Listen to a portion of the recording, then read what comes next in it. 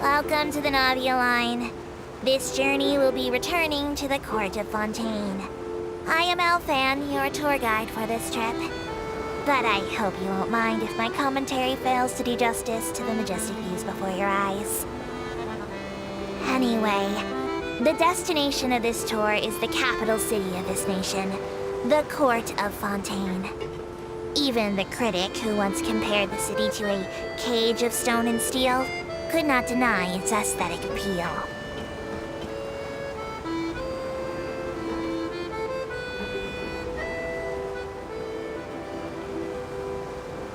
To the right of the aquabus, suspended in midair, is Fontaine's renowned research institute.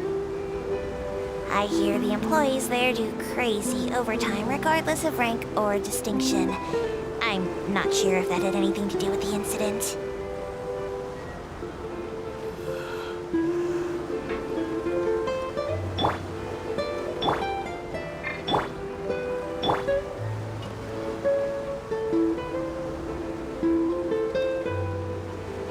Excellent. We've reached the terminal station.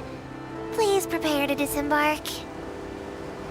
I don't mean to hurry you, but there are just so many attractions in the Court of Fontaine worth visiting. I recommend that you begin sightseeing as soon as possible, so you encounter as many of these treasures as you can. As for me, I might use this opportunity for a rest. Maybe I'll go to our ways for a cup of coffee. Even tour guides need a pick-me-up now and then.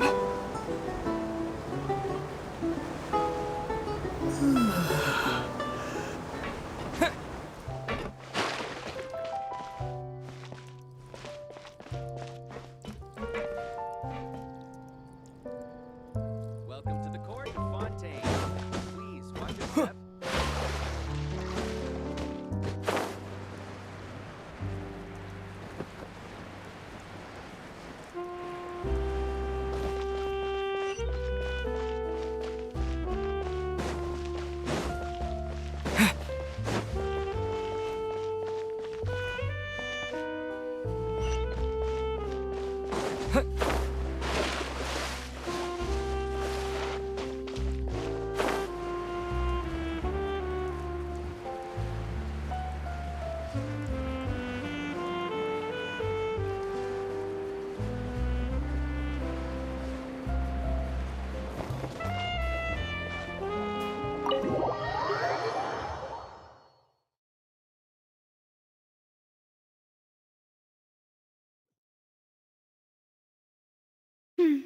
I came here several times with my father when I was little, but stopped eating here as often after growing up.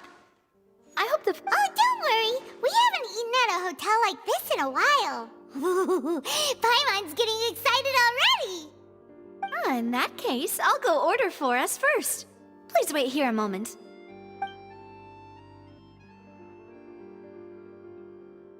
Ooh, everything looks so good! People in Fontaine sure know how to enjoy life! Why, of course. Go ahead, try whatever you like. If the food's good, I'll make a group reservation for the rest of Spina di Rosula next time. And if it's not? Well, then I'll still bring everyone. Albeit with only one dish per table. You, sure have your own way of doing things. Oh, we called this a farewell meal, but we could also treat it like a victory feast, right? We did just win that case after all. Oh, true. Very true. In that case, boss, we'll have another 2 dishes. Huh? Paimon didn't mean that you had to order even more food.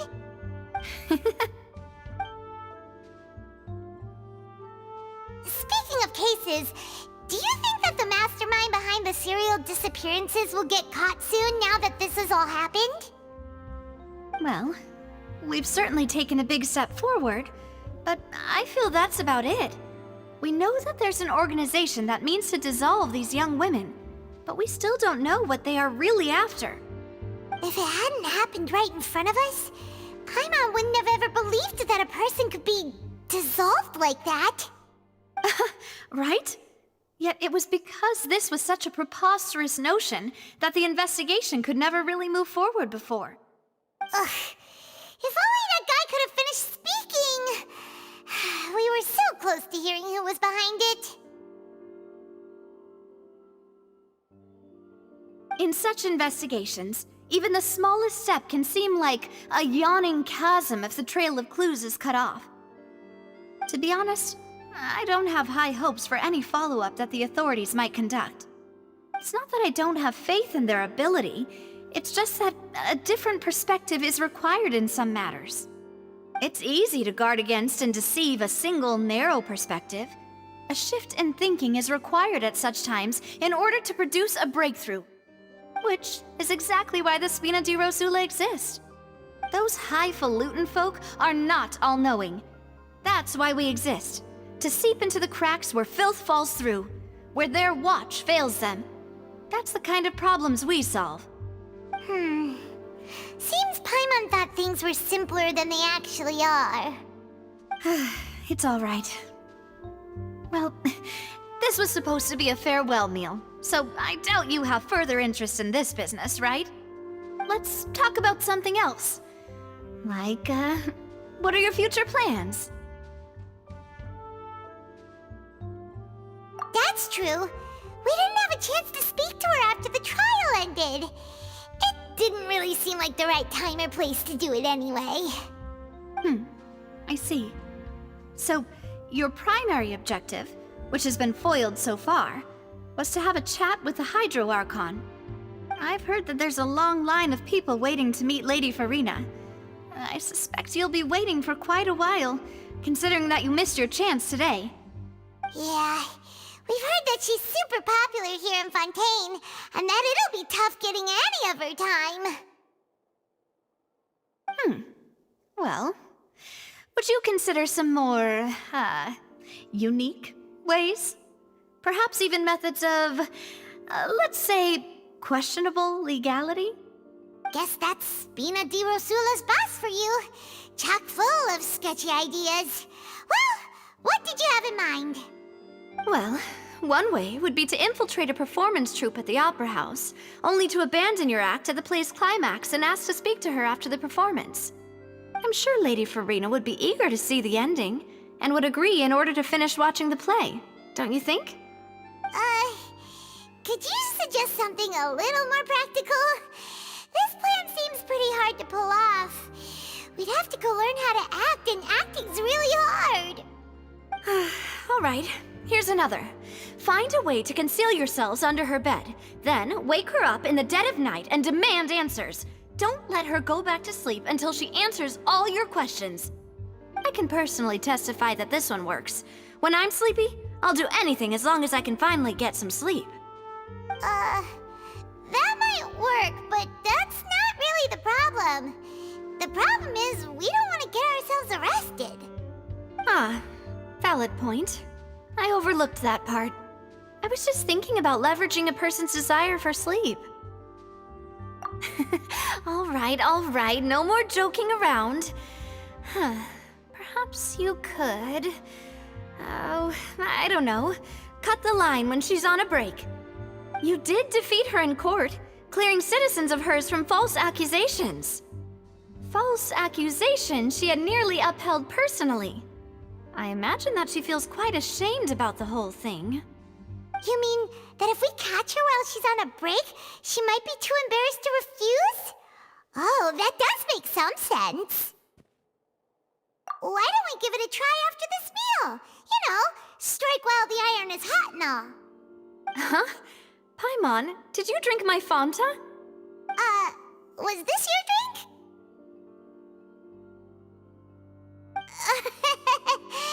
Sorry about that. Paimon wasn't really paying attention and the cup was right next to Paimon. Would you like to order another? No, it's fine. We're just about done here. Alright. Honestly, Paimon wouldn't recommend Fanta anyway. It tastes kind of salty and icky. Is that so? Huh. Well, in that case, we'll have to blacklist the Fanta here then. If we're all finished eating, then I'll go pay. Yeah, we're stuffed. Thanks for the treat, Navia.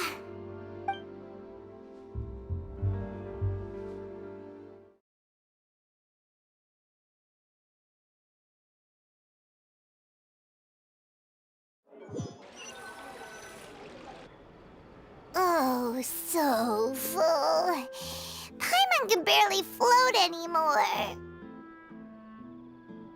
Nah, that would be so normal. You know, like you. Okay.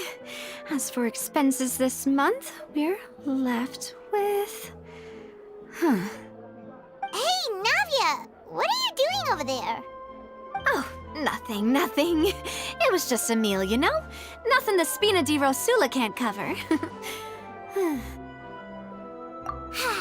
Let's get ready to try to meet the Hydro Archon again. Bye, Navia! So this is goodbye, huh? Well, if you do encounter any other trouble in Fontaine, you're always welcome to contact the Spina di Rosula. I'll give your request the highest priority. In any case, I wish you smooth sailing. I'll see you again, partner. See ya!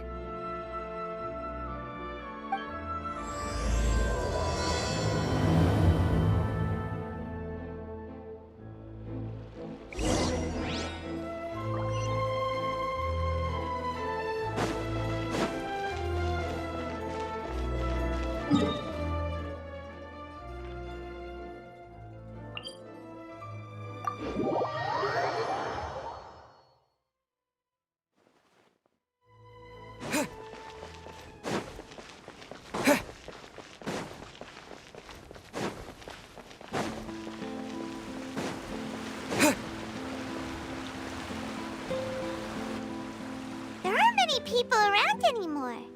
Looks like that boat we took to Araneas might have been the last one.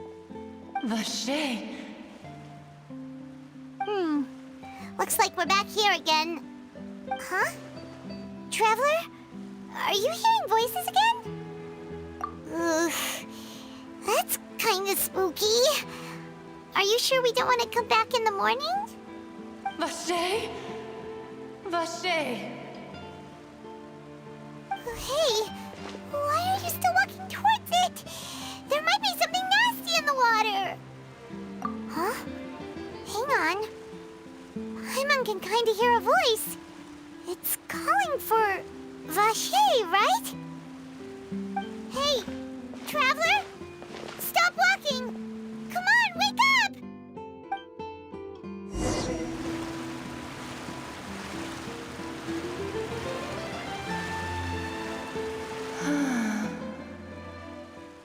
Vache, are you my dear Vache? No, wait. You seem to be someone else. Do you know Vache? Do you know where my love is? Wait. Who am I? My memories feel like they have been washed away like a flood. So many fragments dissolved amidst the tide, never to be recovered. How much have I lost? How many things that I once held dear while on land have I since forgotten? Yes, that is what I was once. But now, I am but the consciousness of one who is lost, therefore. I do not know how I came to be like this either. I only vaguely remember being covered in light blue water, and then all grew dim. I also remember going to many places. I loved adventure, loved exploring places of peril. No matter where I went, Vache would go with me. I knew how dearly he loved me, and I also loved him equally as much. But now, we can no longer go back. The pain, no! Our reunion no longer has any meaning. There is no way for us to create any new memories. The thought of me gives him no succor. So let it lie forgotten beneath the waters. If you meet Vache, Tell him not to look for me. Tell him to move on. That is the only thing I still remember. Perhaps that is so. As I was submerged in the waters, losing consciousness, I saw Vacher above the surface. His eyes were filled with such sorrow, such longing. If only I could have comforted him, told him that I did not suffer. Indeed, I had felt a great warmth. Is that what you call it? Dissolving? If anything, I consider it a form of release. It was a state of neither fear nor frenzy, with only an endless peace, like the water's still surface. I could also liken it to being a thirsty person who drinks water for the first time, and only then sees how they have lived for so long in a world of endless want and anxiety. I think I hear your companion. It's time for you to go, I think. Farewell, then. I am glad that you were able to sense my presence. Remember, if you see Vacher, tell him not to seek me out any longer.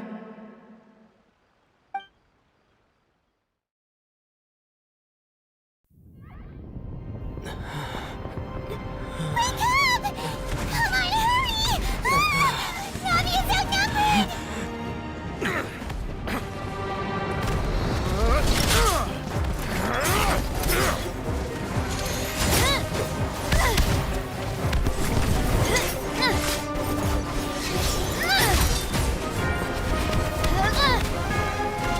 Demoiselle, look out!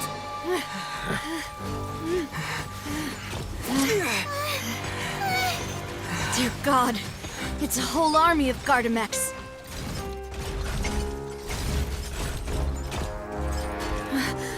Clorand?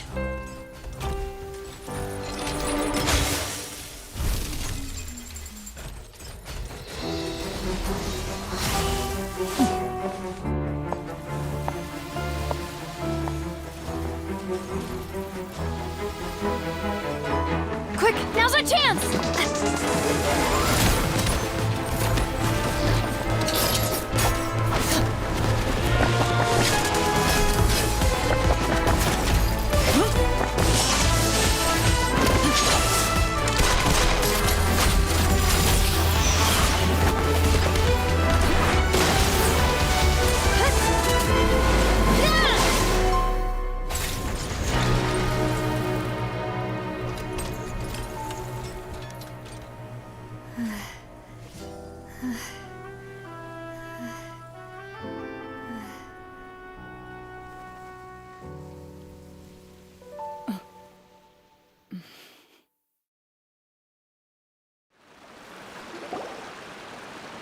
I should thank you for lending us your sword there, Clorand. But before I do so, could you explain how you managed to show up here? I followed you. It seemed to me that danger has followed you more closely as of late. I believe that following someone without their knowledge is actually called stalking, is it not? Mr. Callus's last wish was for me to ensure your safety, and I will not betray his trust. He would do the same, were he alive today. Do not speak of my father! Sorry, Demoiselle. I was not strong enough. Thank you for your aid, Miss Clorand, but do keep an eye out for your manner of speech. I believe we all wish to avoid unnecessary emotional harm. Sorry, I did not consider your feelings. Whatever. What else do you know? How did you come to the conclusion that I'd be in grave danger? I doubt I know much more than you, but I believe that the mastermind behind the serial disappearances is very powerful. Your performance tonight will almost certainly attract their attention. I'm sure they've known about me. To be honest, I'm shocked it's taken them this long to act against me. And what about these Gardamex? I thought only those associated with the Maison Gardiennage could control them. None of these mecha have serial numbers, I was sure to check a moment ago. They are not the ones used by the authorities to enforce the law. I can only conclude that some powerful or wealthy party must have obtained them via illegal means, deploying them as a private force of sorts. What? Your point being that they're out of Spina di Rosula's league, then? Yes. Be careful, and do not act rashly. I will continue investigating no matter what. We will bring the truth to light. That's my father's true last wish. Regardless, thank you for your help today, Clarant. But if you get any ideas, tell me first. I don't much appreciate being followed. I do not think that they'll strike again anytime soon. So I shall stop following you. Good day, all.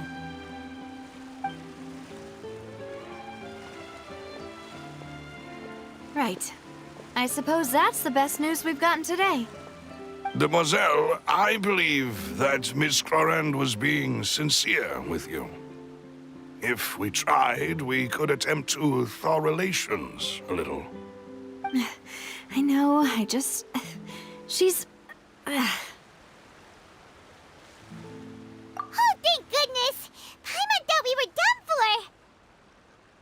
Those Gardamex came out of nowhere while you were unconscious, and Nadia and her gang saved us! Oh, and there was that champion duelist named Clorand who came out to save us too! We got lucky there. Paimon probably couldn't have fought them off otherwise. Oh, come now. Forget all that polite talk. That wasn't really a farewell meal we had back there. Not for me, anyway. In truth, I hope that every meal we have together shall be a victory feast. As such, we're still partners. There's no need to thank me. It will take 50 years for me to match Demoiselle's magnanimity. If it were me, I would have joined the Spina di Rosula on account of her goodwill long ago. All right, you two. That's enough. Actually, Navia, how did you know that we were in danger? You sure did show up in the nick of time. Well, to be honest, you're the one who tipped us off, Paimon. Huh? Can you read it somehow? Oh, Paimon's even more amazing than she thought! Yes, all thanks to you grabbing my drink by mistake. How did that help? After we parted ways, I was on the way back to one of our bases when I suddenly thought of what you said. That the Fanta tasted kind of salty and icky. Fanta only comes in sweet flavors, so how could it have tasted salty? The color of the drink, if I recall, had also been a bit off. So the Fanta had been spiked with water from the primordial sea? Yes. So, if you hadn't drunk that cup for me... Spina di Rosula is preparing the grandest of awards for you as we speak for saving the boss. Huh? Really? I sent people to Hotel de Boer to investigate, but whoever did this left no trace at all. That's when I figured out that you might be in danger and hurried here as quickly as I could.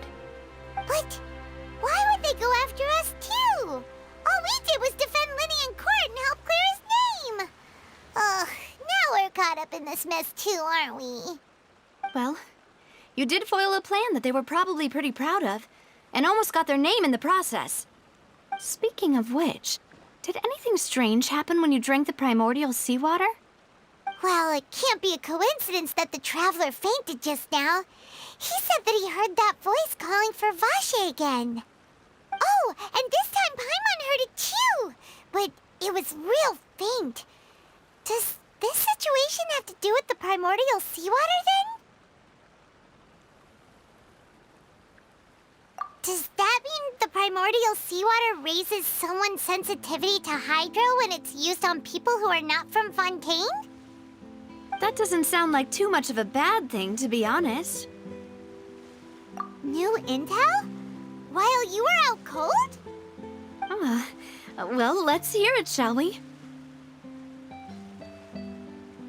Oh, that is important. Vache. That name doesn't ring a bell. I suppose he hasn't stepped forward as a witness in court lately. Since he saw that young woman dissolve, he was at least at the crime scene. But he never gave testimony or any information regarding people dissolving in the primordial seawater. Could he have been threatened? Yes, thank you. This is very important information indeed. We will continue to investigate. Oh, you mean you'll help us investigate? Well, you did say that our farewell meal didn't really count. That means we're still partners, right? And besides, we're in this now whether we like it or not. You're not gonna let those people who targeted us get off the hook so easily, are you, Traveler?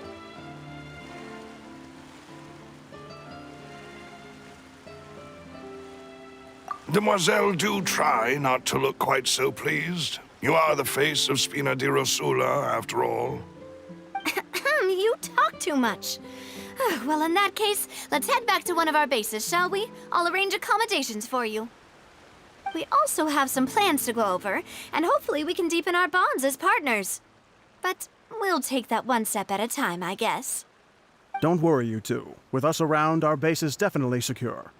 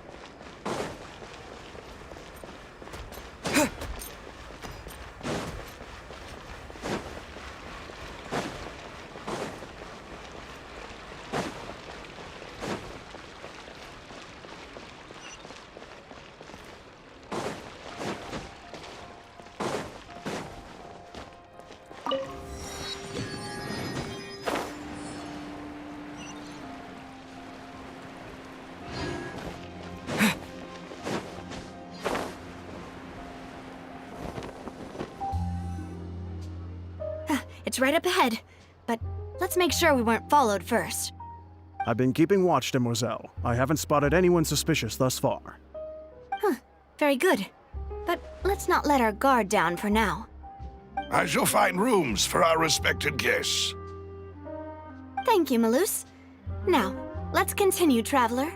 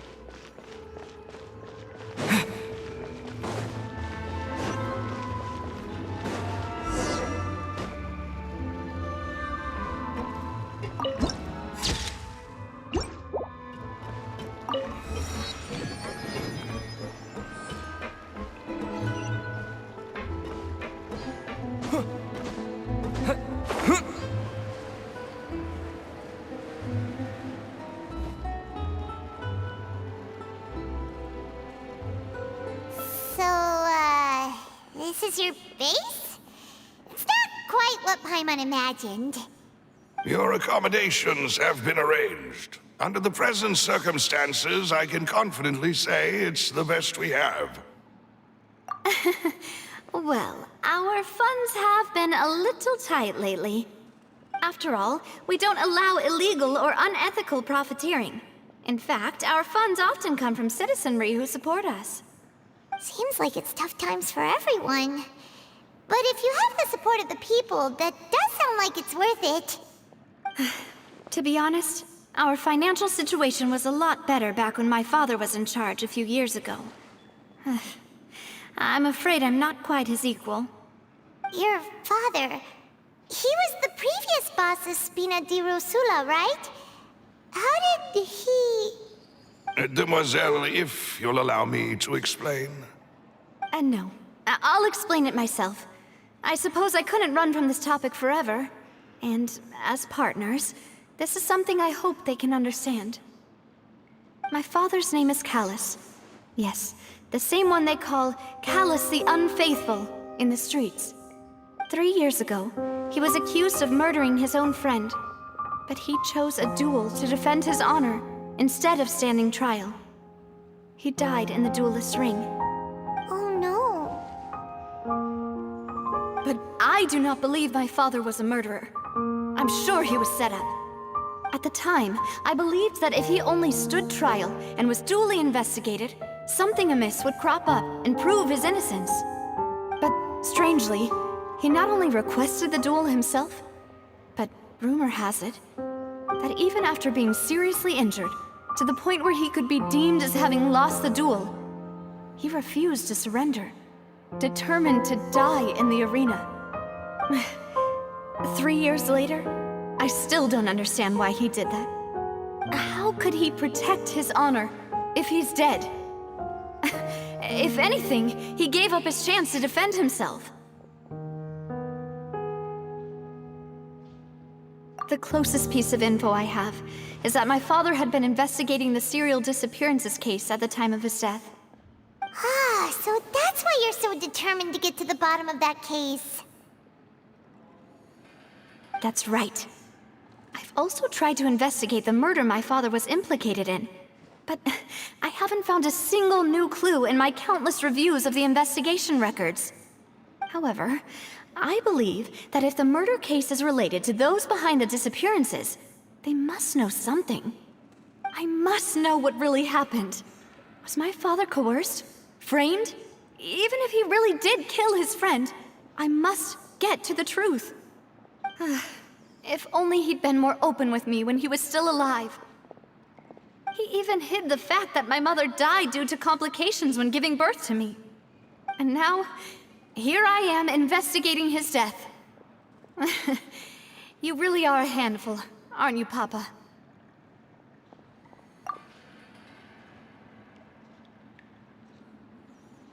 Demoiselle, please, if there is anything I can do, anything at all. I also will never believe that Master Callus murdered anyone. There are none whom I respect more than the two of you, Demoiselle. Master Callus did so much good in life, yet all it took was one murder case for him to be dubbed Callus the Unfaithful. Even our supporters decreased greatly due to that incident, hence our strained finances at present. Wait, if Callus was such a good man, wouldn't people at least be a little suspicious when he was accused? No. Perhaps people just revel in that kind of drama. It's not something exclusive to people from Fontaine, really. Everyone's like that. People love watching the evil turn over a new leaf, but they also enjoy watching good people fall into an abyss from one slip-up just as much. But how could... never mind. If Callus was really falsely accused, we have to find the truth. He didn't deserve to have that happen to him. There is one other thing. Master Callus's opponent in the duel was Ms. Clorand. Oh, her? Well, then, isn't that as good as saying that she was the one who killed him? Yeah, that's not the sort of thing that you can just let go and move on from. Ms. Clorand has always placed great emphasis on the honorable nature of the duel. If her opponent doesn't yield, she will not stop either. She knew Master Callus beforehand and greatly respected him, but seeing how he was resolute in the arena, there was only ever one choice she could have made. It's not that I don't understand her at all, but I just can't deal with this yet. Don't worry, Navia. Paimon knows how you feel. You don't have to force yourself to do that. Afterward, Ms. Clorand told us that at the start of the duel, Master Callus requested that she ensure Demoiselle Navia's safety. Yes, that is our understanding as well. Oh, Papa. What madness drove you to ask the person who killed you to take care of me? All right, anyway, that's the information I wanted to share with you. Even if it did sound like I was just complaining towards the end. Thanks. You two should go and rest. This was quite a day after all. Yeah, Paimon's beat. Please, relax and get some sleep. We will ensure you rest soundly.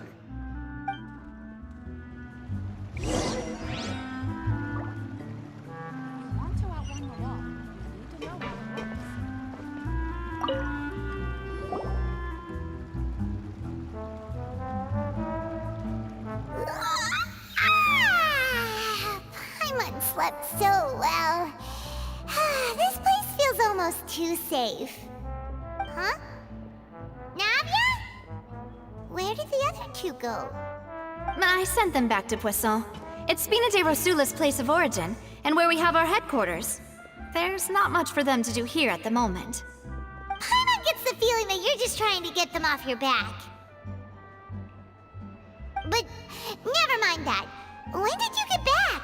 Were you waiting here the whole time? No, I just returned after going out for a while. I did some investigating yesterday regarding the name Vacher. Wait, so you didn't sleep at all? How could I after having such critical new evidence appear? Guess Paimon wasn't speaking for everyone just now, huh? Unfortunately, this name seems to have been wiped from existence. It doesn't seem to have a match anywhere. I suspect that those behind this have already taken steps to hinder an investigation from this angle. But that does prove that this Vacher person is a key witness in the incident. Does that mean we're too late, though? No, There is one ray of hope, one place in Fontaine that they would find almost impossible to threaten, no matter how much they wanted to. And that is the archives kept by Chief Justice Neuvillette, a place where detailed files on all the cases in recent years are kept. If the Oceanid you met is one of the young women who went missing recently, we should be able to find some related information there. So Neuvillette maintains an archive of case files? Whew. Guess that's the hard-working Chief Justice for you. In that case, let's go talk to him, shall we? Aren't you coming along, Navia? Did you get tired? No, it's nothing. Let's go see the Honorable Chief Justice.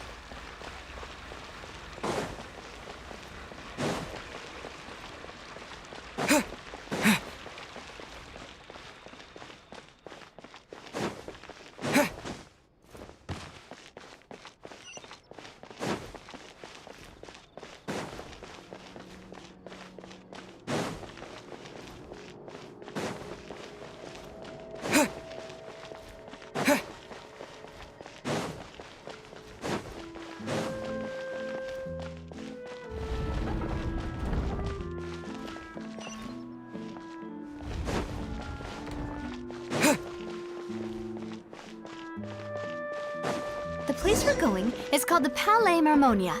The office of the Chief Justice is on the 4th floor. Feel free to check the Aquabus map and schedule for details.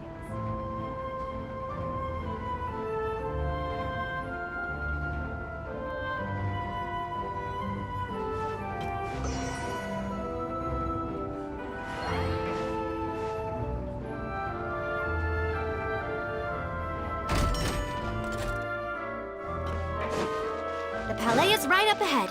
Come on.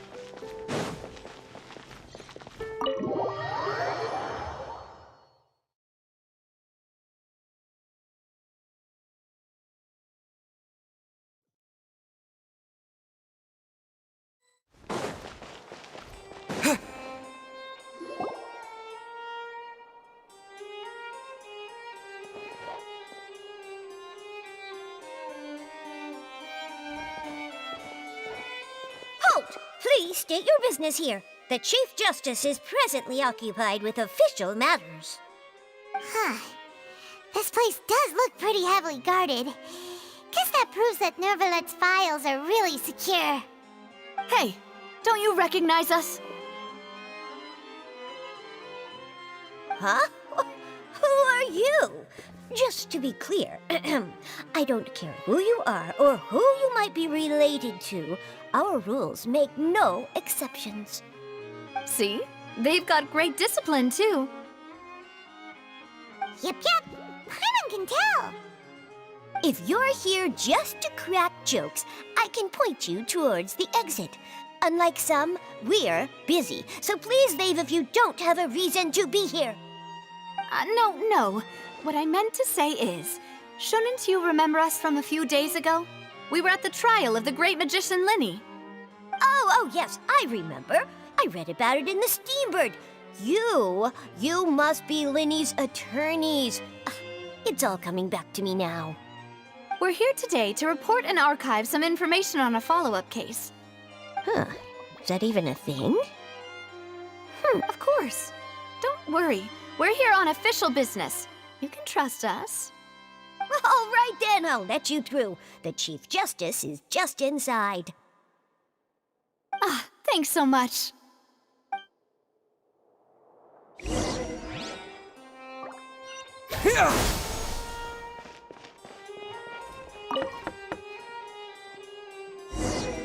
Please come in.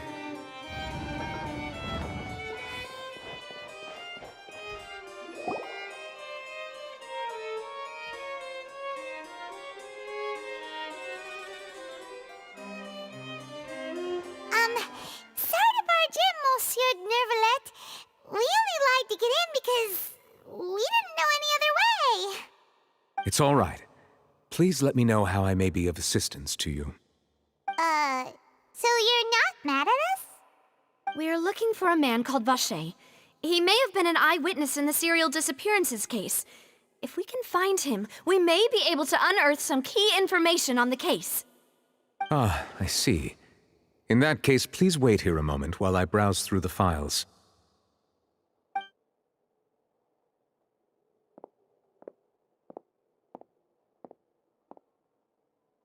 Who knew that Nervalet would be so easy to talk to?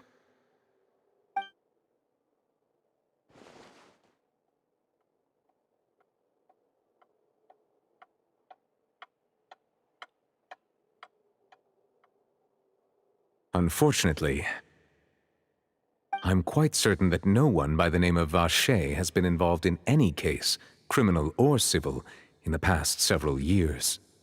There are no records of him either in the files or in my memory. Traveler, what if it was really just a dream? Is that so? All right then. Thank you so much, Monsieur Neuvillette. We'll take our leave now. Ahem.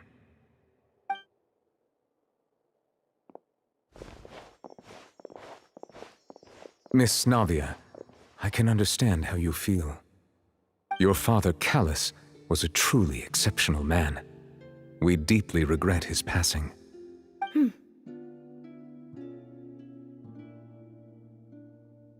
And what are you trying to say, Monsieur Neuvillette?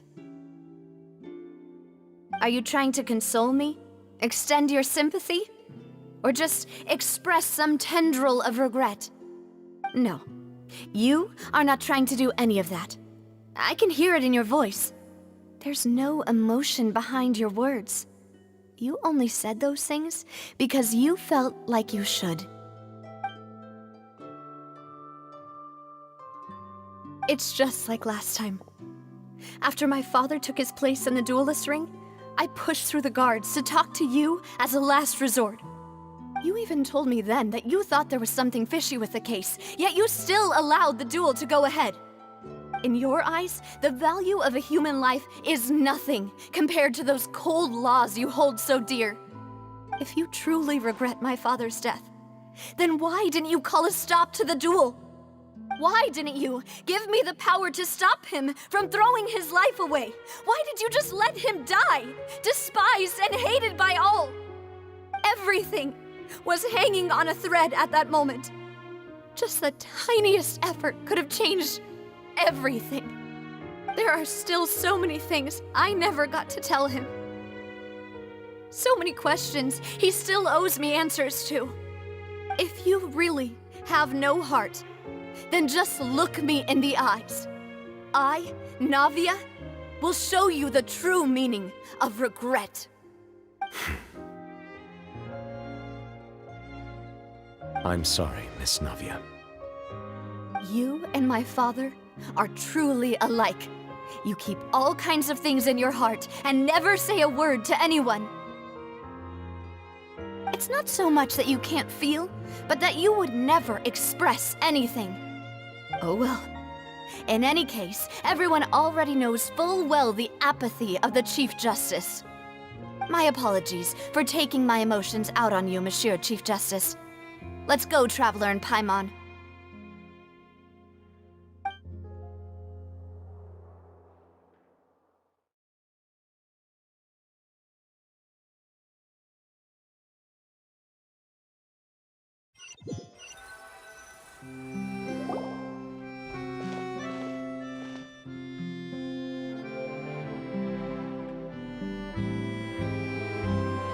Navia, are you okay? I'm fine. Rain. It's raining. You're right. Wasn't it still sunny when we went into the building? And there shouldn't be any active trials today. How strange. Now that I think of it, on the day my father was convicted of murder, it was also raining. What is it? Did you think of something? Yeah, he was outside. It was uncovered and the rain could fall there. Why? Do you think the rain could have affected the crime scene? That thought has occurred to us before. We've even expanded the search area to try to account for that, but didn't find anything of value. Oh? Wait. You don't mean... So you're saying that the true murderer could have been turned into water? And then got washed away with the rain? Yeah, and if that's what had happened, then no one would have believed your dad, even if he explained what he saw to the authorities. I really think I found a true genius for a partner. You're completely right. How did I not connect the dots earlier? All right, let's go to Poisson. With this new lead in mind, we'll get to the bottom of my father's case for sure. Yeah, we're gonna make progress for sure this time. Do you want to go with me now? Or do you want to head over by yourself later?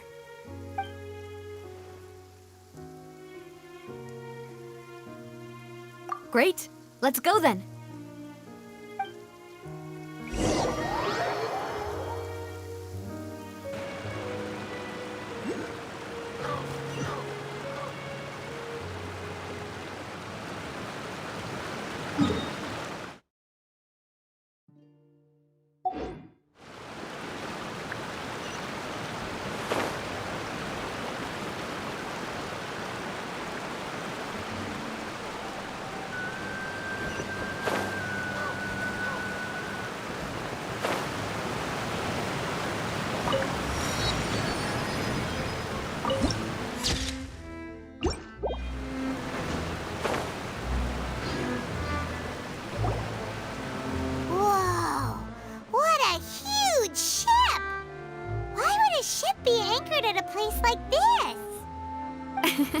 There's no need to be so surprised. While it may look like a ship, it's actually Spina di Rosula's headquarters. My father was the one who asked for it to be built like this. Perhaps our taste in exterior design is the only thing we occasionally had in common. A gigantic and glamorous ship embodies discovery, opportunity, ambition, and conquest. It symbolizes Spina di Rosula's bright and limitless future. And Paimon thought you were bluffing when you said Spina di Rosula had a glorious past. Paimon was confused why a group with such a history would live in the sewers. But now that Paimon has seen this ship for herself, she's been convinced. Well, Poisson is where Spina di Rosula began, after all.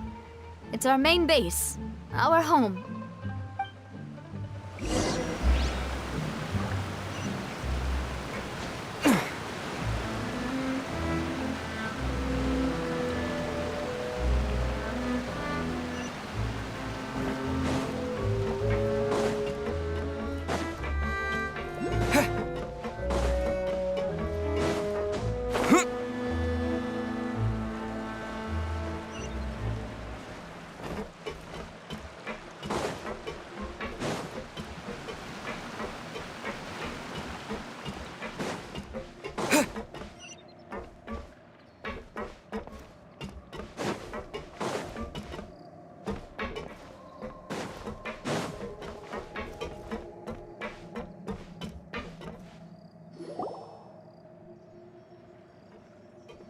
Melus, we're back! Apologies for the wait, demoiselle, and our most important partners. You said before that you still had some business at the court. What brings you back to Poisson so quickly? About that. It's because my partner here reminded me of something really important. You see, what if my father's case had something to do with water from the primordial sea? You still remember, right, Melus? On that night, it was raining? Yes, the case was quite similar to that of Mr. Linney's. Both were what you'd call impossible murders. Could you tell us a bit more about what happened before? Yeah, of course. Many years ago, something called synth began to gain popularity in Poisson. At a glance, it was a kind of drink that could excite your mood and produce many pleasant hallucinations. Wait! Didn't that guard guy who turned into water also mention that the primordial water could be used to produce some kind of potion? Yes, he did. Considering what we know now, it's almost certain that synth is created using water from the primordial sea. If you drink synth for an extended amount of time, you'll suffer many side effects, such as losing the ability to focus or control your emotions. And if you were to stop drinking it completely, you'll experience flashes of paranoia and anxiety while lacking energy to do anything. It's an extremely dangerous substance. As he oversaw Poisson, my father was compelled to put a stop to synth abuse and called for a complete ban of it. Boss's uncompromising attitude incurred the synth vendor's wrath, but no matter how much they threatened or bribed him, he refused to yield. Not only that, Boss became determined to find the mastermind behind the synth operation and put an end to the problem once and for all. Yes, but the enemy was very cunning. So he could never get anything out of the dealers, all of whom only sold the stuff and weren't privy to the rest of the operation. Recognizing that, my father decided to contact the dealers in secret and cultivate personal relationships with them. Finally, he was able to convince someone to become his informant. The man's name was Jacques. He felt greatly ashamed about his work after seeing many families destroyed by synth abuse.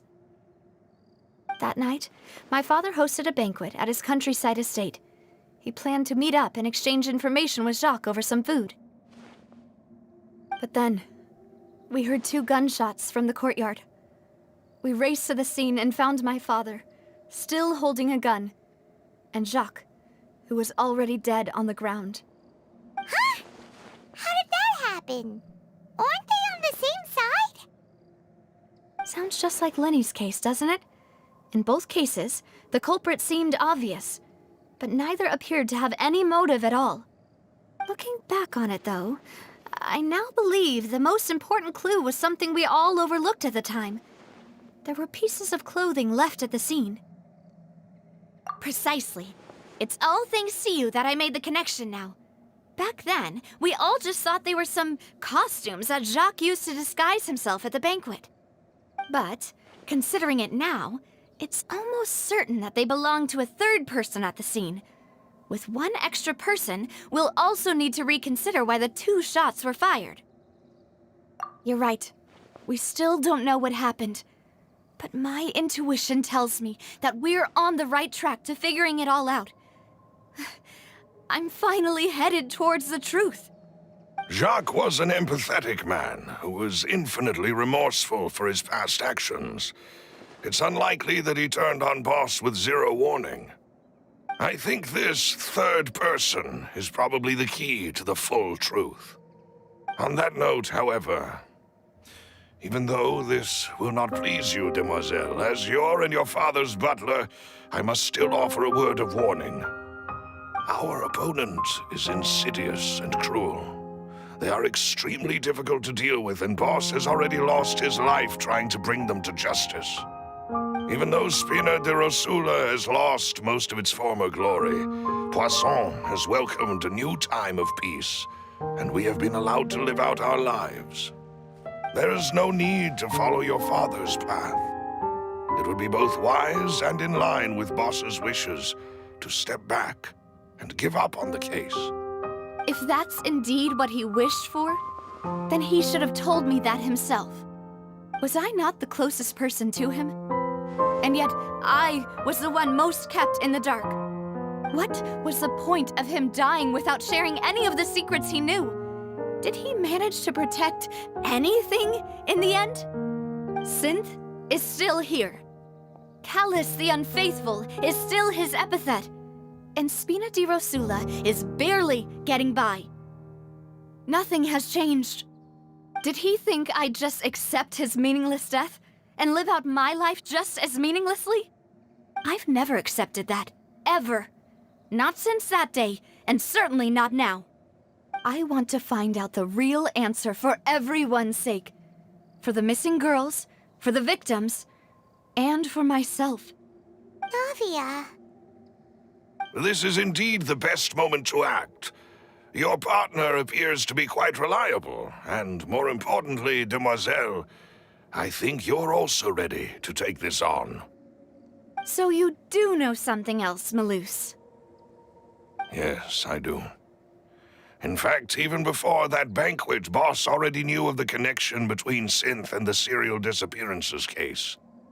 But what drove all the tensions to the boiling point was the revelation that you, demoiselle, had been selected as the next target to disappear. What? Boss also didn't tell you that he had been diagnosed with a rare illness. The doctors told him that he had no more than 5 years left to live. And the serial disappearances case caused him great anxiety.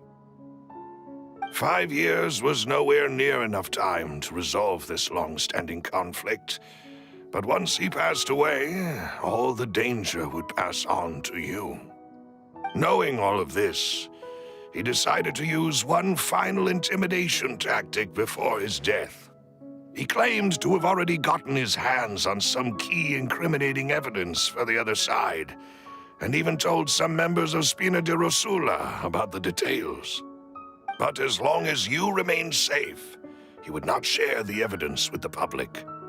If something were to happen to you, then he and all those he told would immediately expose all they knew about Synth and the disappeared victims. Right, so nobody would be able to get off scot-free. As we've seen, Boss's tactic has worked. Even though Boss has been gone for a long time, the other side has not tried to take Demoiselle's life. No, I don't believe it. He never appeared to look sick to me. No father wants their daughter to see them weak and haggard, especially someone as proud as Boss.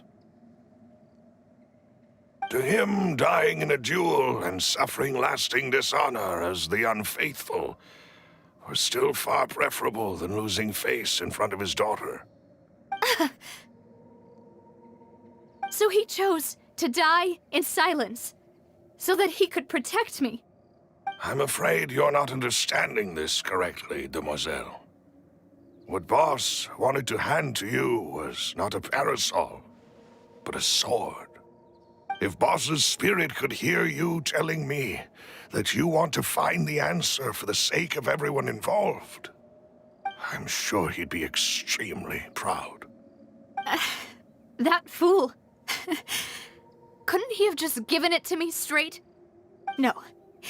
He might have set up everything precisely because he never thought I'd be able to understand him. Is that the amount of confidence he had in me?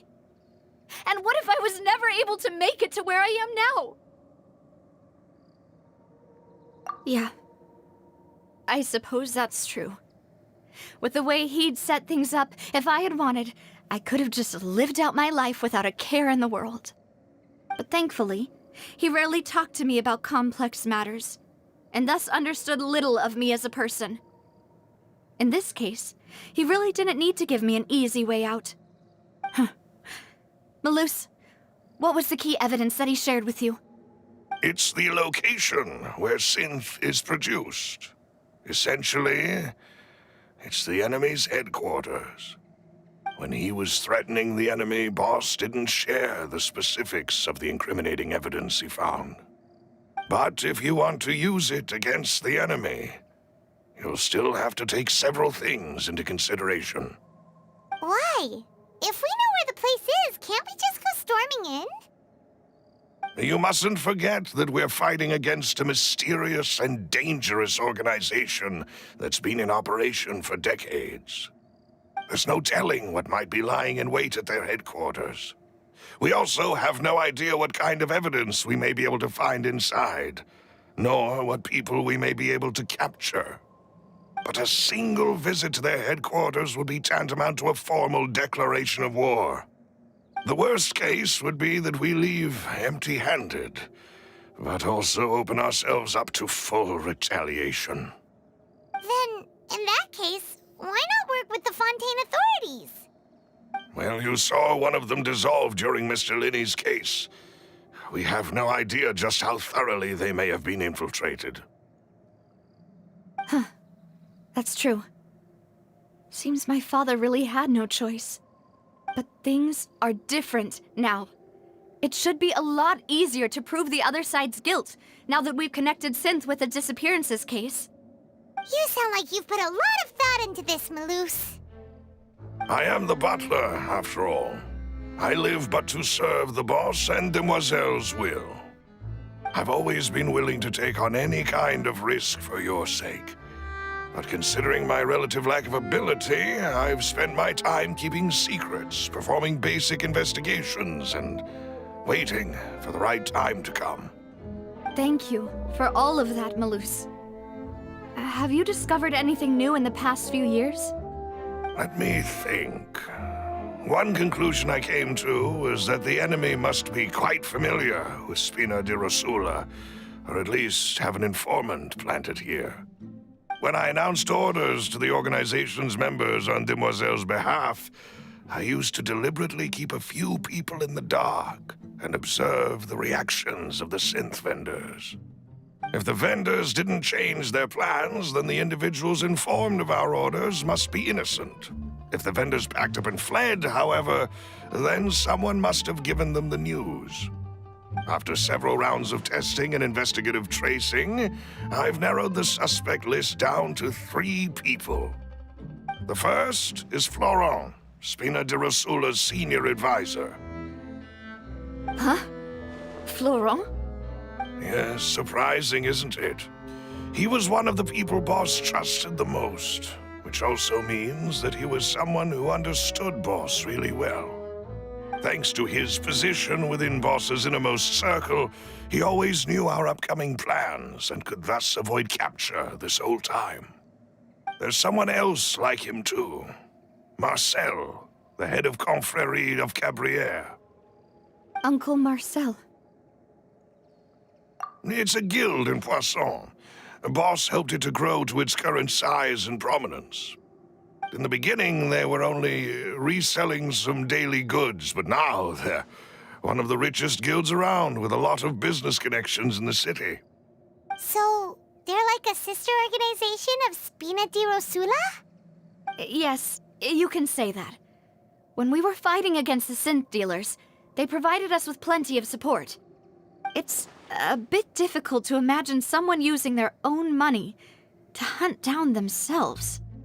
The final suspect is Thierry, the man responsible for coordinating information between Spina di Rosula and the guards. Although the guards mostly leave us to our own devices, there are still many activities we have to report to the local authorities.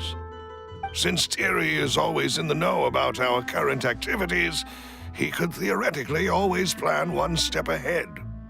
I see. These are all people who I communicate with quite regularly. To think that the enemy we've been fighting against has been right next to me all along, among those I trust the most. It's almost too hard to believe.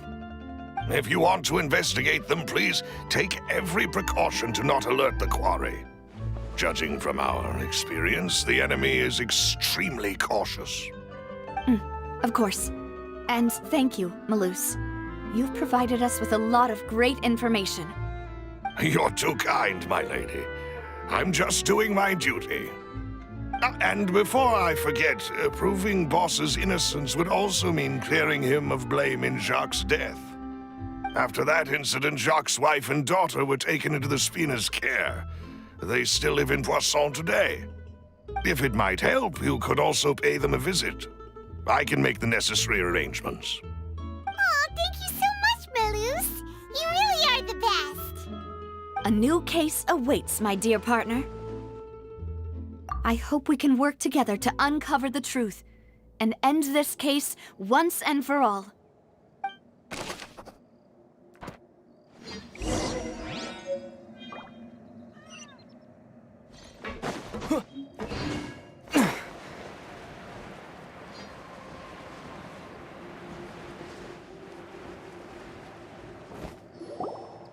It is settled, then. Please excuse me, and enjoy your conversation at your leisure. Thank you for arranging everything for us, Malus. Excuse me, miss. Do you need anything from us?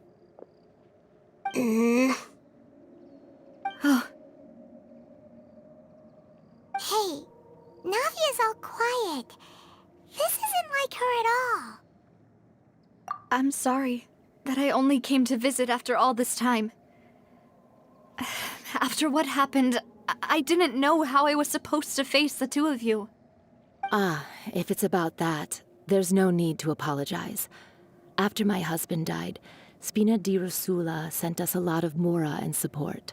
I understood your guilt and apology to be genuine. But aren't all of those things nothing compared to the loss of Jacques? I can understand the kind of pain that comes with losing a father so needlessly.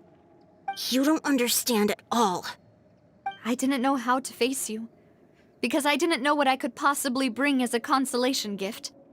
I know only the full truth could bring closure to you, and to all of us. I'm sorry. I appreciate the sentiment, but you don't have to carry all that guilt. On the matter regarding my husband, my daughter and I have more or less found our answer already. Would you mind sharing it with me? I really can't believe that my father could ever bring himself to shoot Jacques. I always knew that my husband's money was earned through others' suffering. He told me countless times that if he could turn back the clock, he would never go into the synth business again. He had many regrets, and felt that he took the idea of providing for his family too literally. For the longest time, he thought mora was everything. So when Mr. Callis came to him with a proposal, he accepted it almost immediately. He tried to be as careful as he could, but even so, he was still found out by the higher-ups. They found out about his betrayal? Papa didn't say that exactly, but Papa did tell me that I should never be ungrateful. Before he left that day, he told me that he had no choice. It was only later that I realized it was his final farewell to the two of us. I don't know that for sure, but you could say that's the conclusion I eventually came to. Which is why I'm the one who should feel guilty. Callus had always taken great care of us, both when he was still alive and after he passed away. Even if he fired the shot that killed my husband, it was likely in self-defense. It is impossible for me to hate him for what he had done. But Mama, why is Papa still the bad guy if he did the right thing? Papa always wanted to be a good man, so why did he have to do a bad thing in the end? Well, things aren't always as they seem. You still feel like your Papa was a good man, right? Yeah, Papa was a really good man. The best in the whole world. Then you should hold on to that. If a good man had to do a bad thing, then he must have had his reasons. Regardless of whether he left you a parasol or a sword. He must have done so to give you a better life. Oh. Thank you for everything you've told me. I will definitely find the truth. The current state of things is not something I'm willing to just sit back and accept. Thank you. I'm very grateful to hear this from you. Even though your personality is quite different from your father's, your determination when you speak is really similar. You really think so? That's the first time anyone said that to me.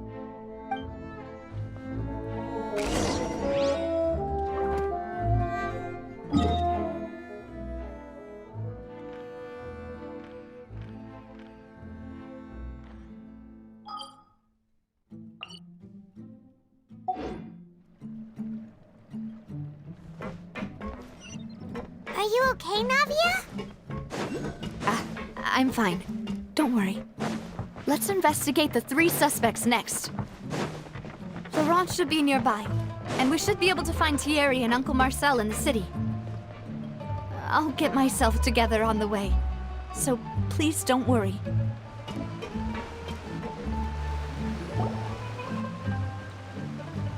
Greetings, boss. How may I be of assistance today? I'm sure you've heard about what happened at the Opera House. Someone got turned into water right in front of us. Yeah, I've heard. With something that dramatic, I'm sure journalists will milk it for all it's worth. And it'll be all the talk for the next several weeks. It also reminded me, on the day that the incident happened with my father, it was raining outside, and we found some clothes left at the scene. After my partner here put the dots together for me, I feel like we should try to reopen his case. Can you do me a favor and try to recall what happened that night? Let me think. Mr. Callus was feeling pretty upbeat that day. So he was drinking and bantering away with us at the table. After that, he told us that he wanted to go get some fresh air. So we let him go without thinking much of it.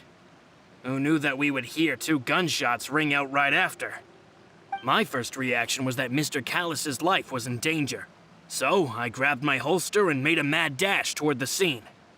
But when I got there, it was already too late. Mr. Callus was standing over a dead body with a gun in his hands. All we could do was look back and forth at each other, not knowing what to say.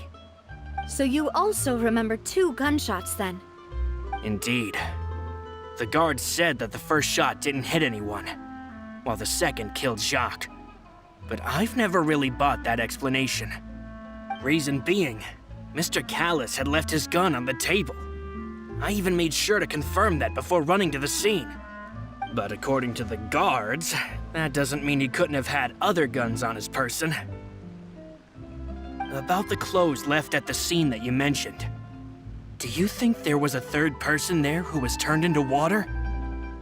At least from our perspective, my father had no reason to kill. So he would also have no reason to bring an extra gun with him. The gun he was holding probably belonged to Jacques, or a third person on the scene. Yeah, that makes a lot of sense. So you're saying Mr. Callus ended up with the gun because he seized it from one of the other guys? But hold on. If that's what had happened, then why didn't he share the truth with any of us? He didn't even want to face the Oratrice machine, and chose instead to prove his honor in a duel. Did he lose all faith in the courts after seeing someone dissolve right in front of his eyes?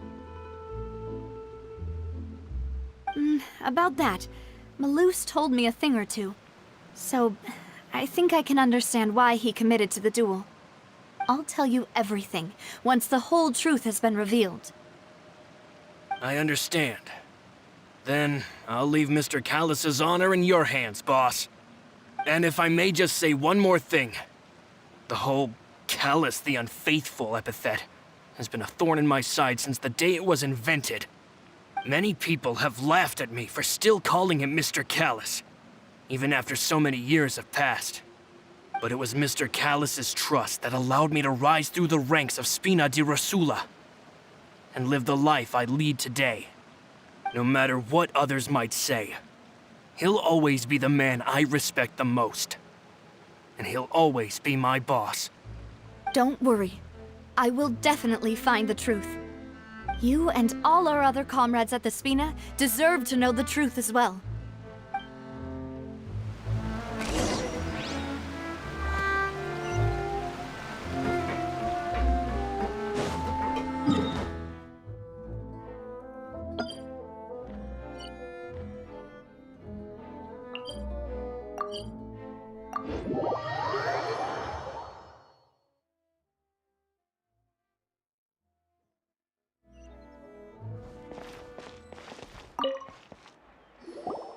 Hey, Thierry! It's me! Oh, now, what brings you here, Miss Navia? I've heard that you made quite the name for yourself at the Opera House. Oh, so you've caught news of that already. Oh, okay. Hey, I'm also a member of the Guards, you know. The way you make it sound, people would think I was sent off to Poisson because I had done something wrong.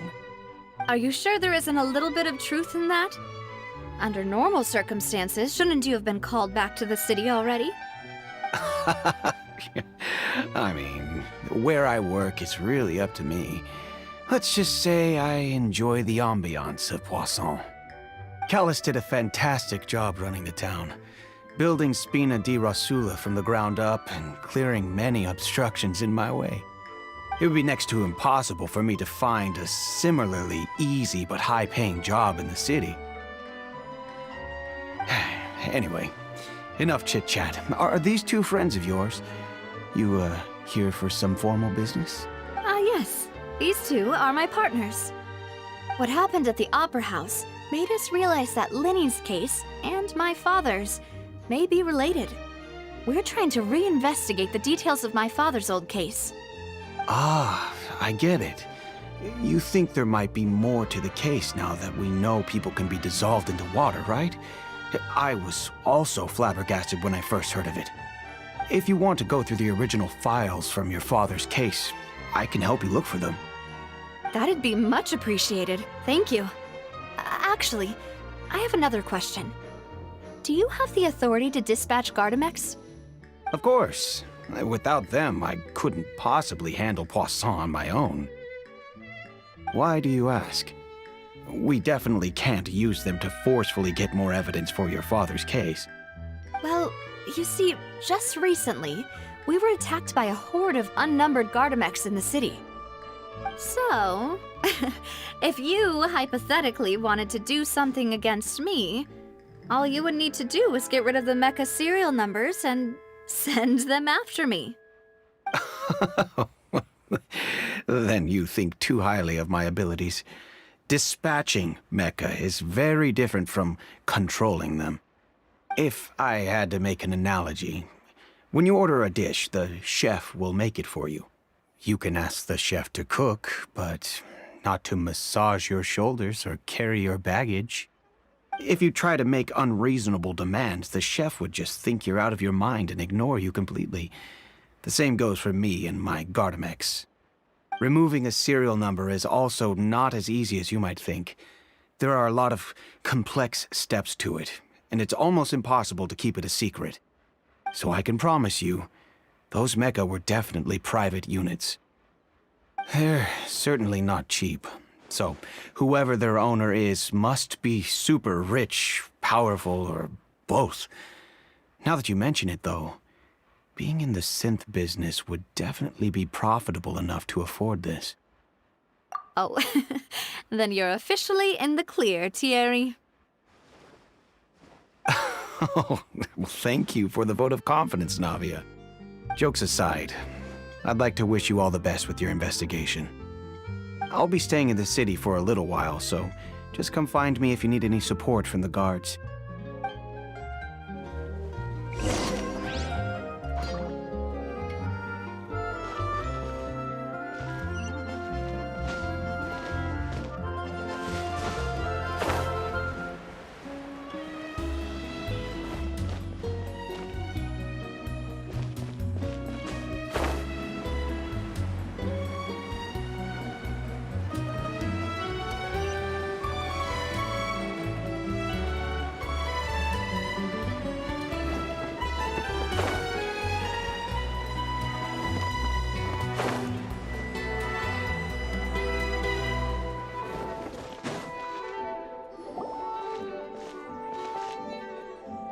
Hello. How may I help you? I'm here to see Marcel. Could you please let him know? You can just say Navia's looking for him. Sure. I will let him know right away.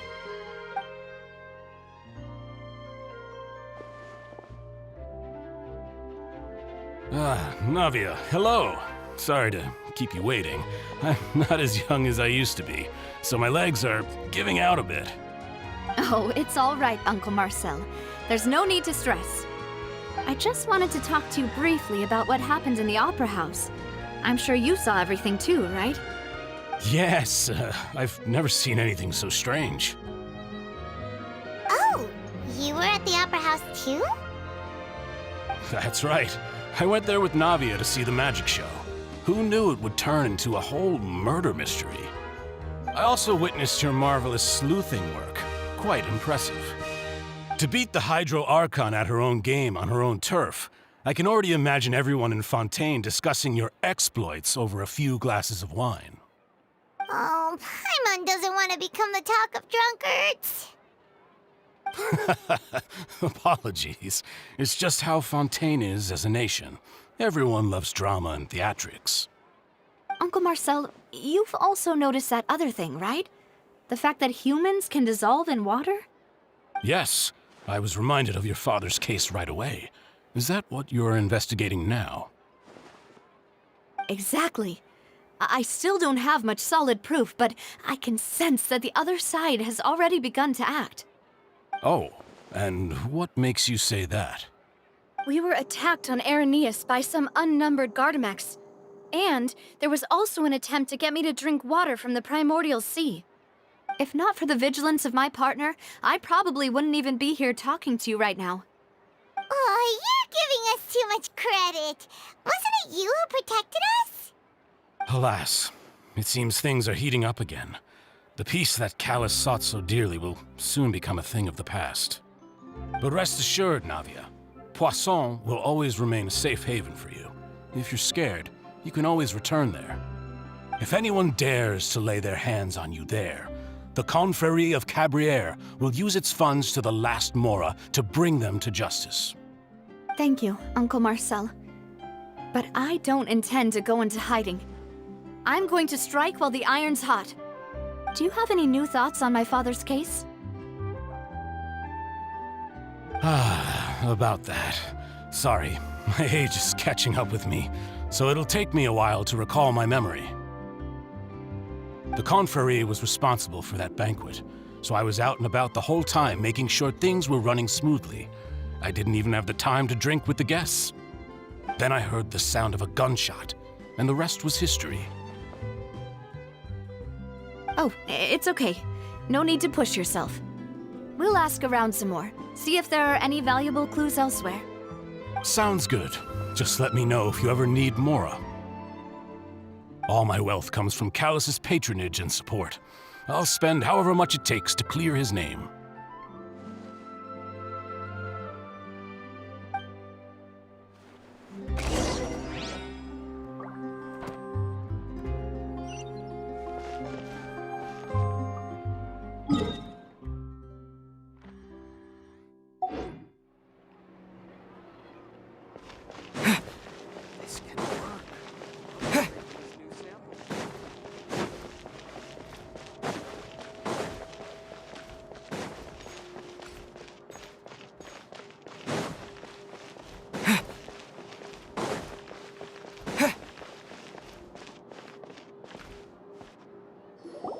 We've talked to all 3 suspects, purely based on their conversations with me.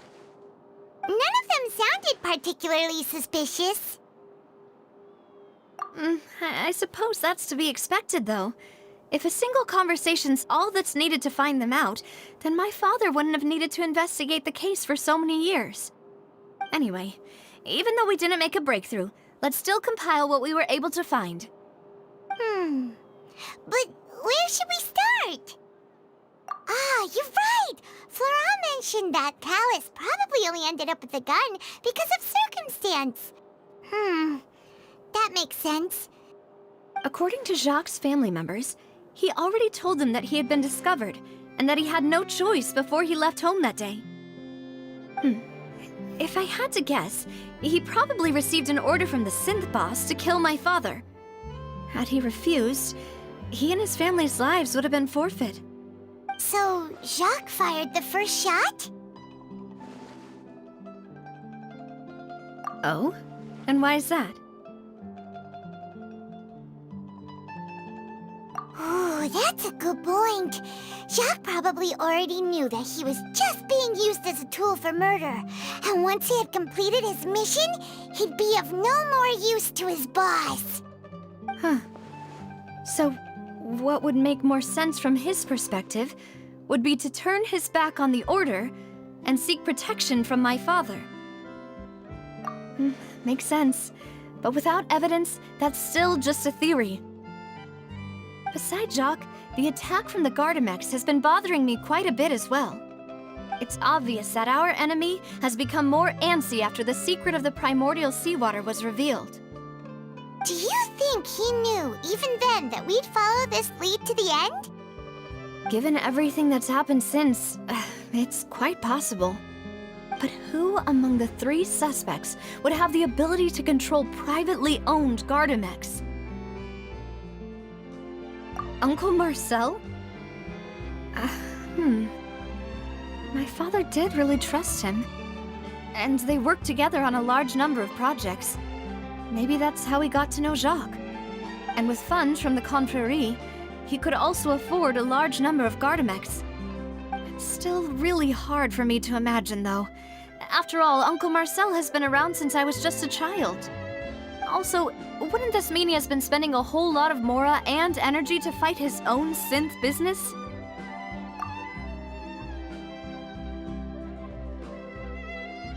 Thierry, you say? It is possible that he's figured out a way to convert the Gardamex for personal use. But I didn't feel like he was lying when he was talking to us about the mecha. I also don't think he'd be able to keep that kind of tampering under wraps. Yeah, had he actually tampered with the mecha, we'd be able to prove it with a simple check of the guard's inventory. If the mecha were taken from the guards, it should be pretty easy to find out when and how that happened. Florent? It is true that he was closest to my father, and thus had the best chance of learning about his dealings with Jacques. But as Spina di Rosula's advisor, his work mostly deals with personnel and security, so he shouldn't have much means when it comes to finances. So you're saying he's too broke to afford a mecha army? Exactly. He can't. And even if he could, I don't think he would be able to dispatch a whole group so quickly. Who could it be?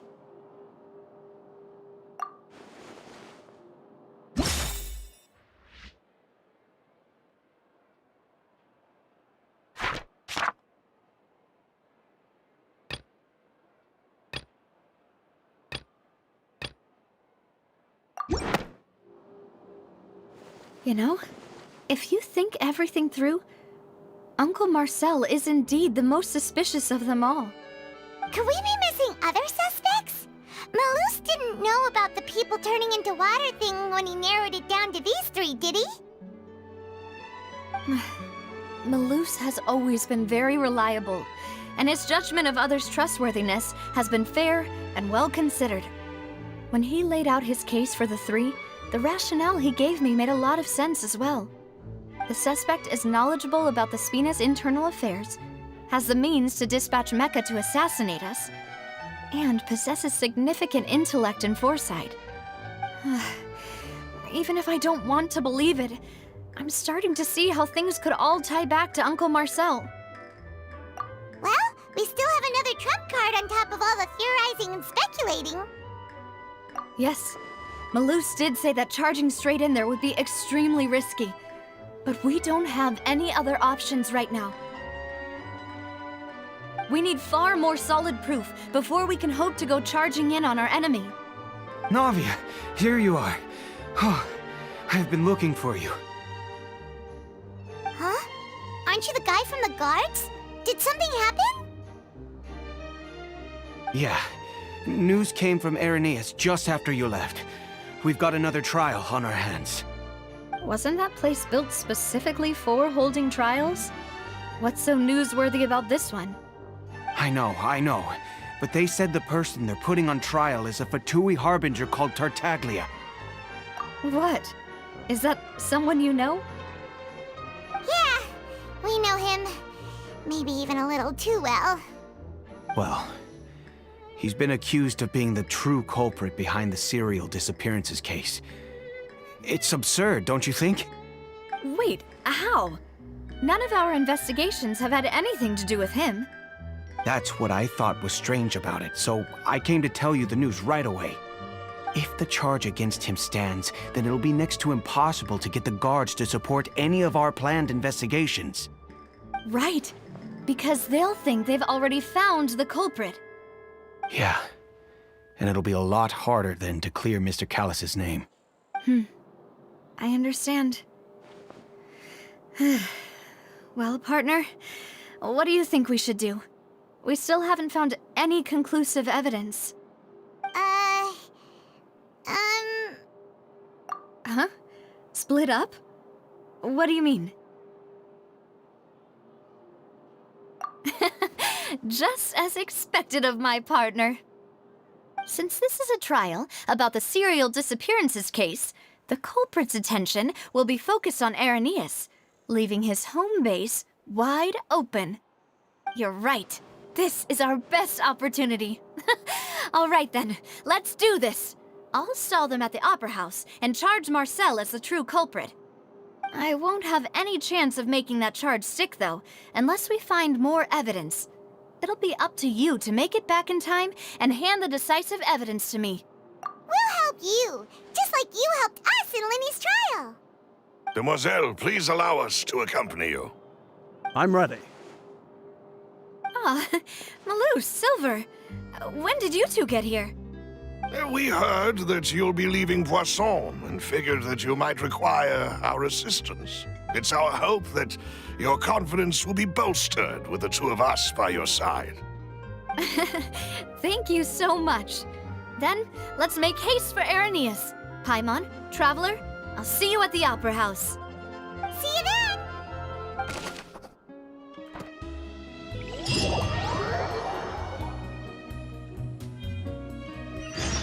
Now that Navia has set out for Irenaeus, we should also get going. The location has already been marked on the map, so let's head over.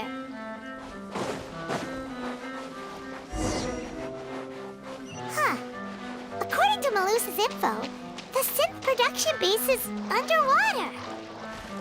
Let's go and try to find the entrance.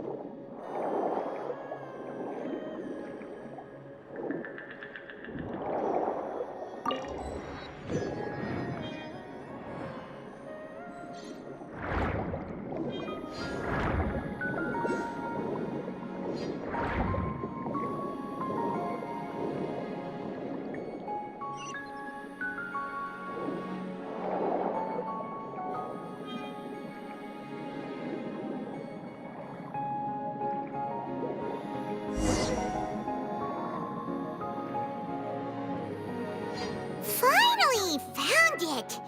Huh. So this is the entrance that leads to the synth production base. It sure doesn't seem out of the ordinary at all. Ah, you're right. An important place like this is bound to have a ton of protective measures and mechanisms. Navia's probably arguing up a storm right now to stall for us.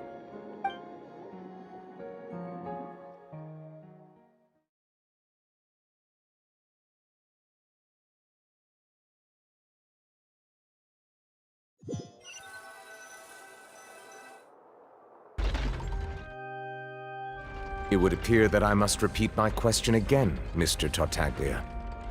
Do you accept the charge that you are the true culprit behind the serial disappearances case?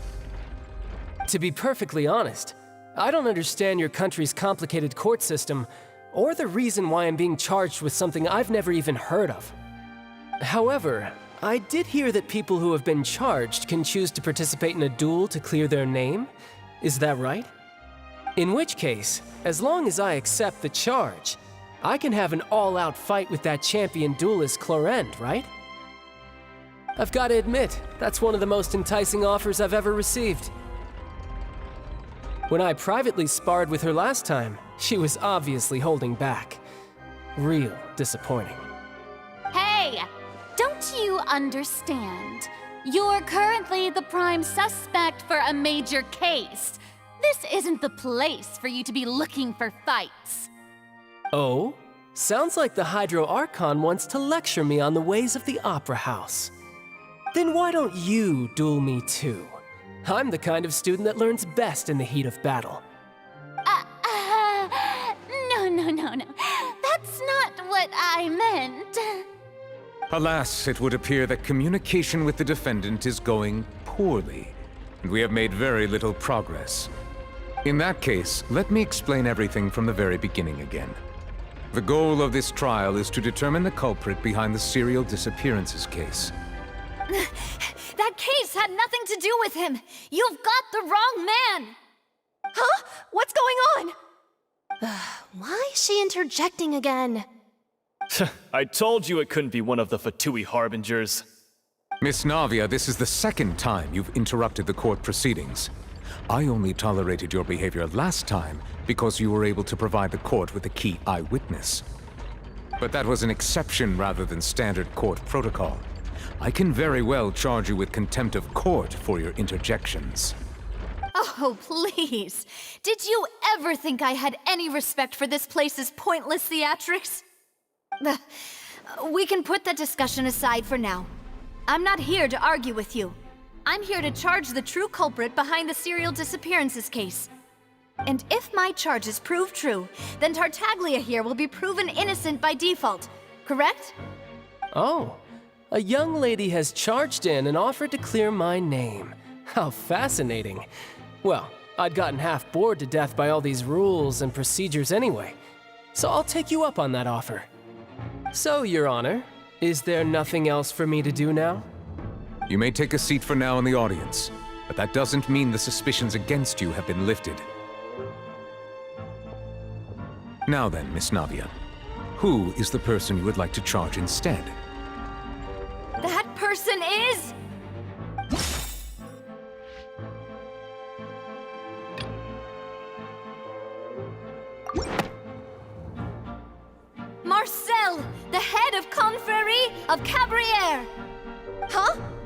Confrery. Never heard of them in my life. I've heard of them, but weren't they Spina di Rosula's sister organization? Oh, is this going to be a friends to enemies type situation? Please let me remind you, Miss Navia, that charging someone is an incredibly serious matter.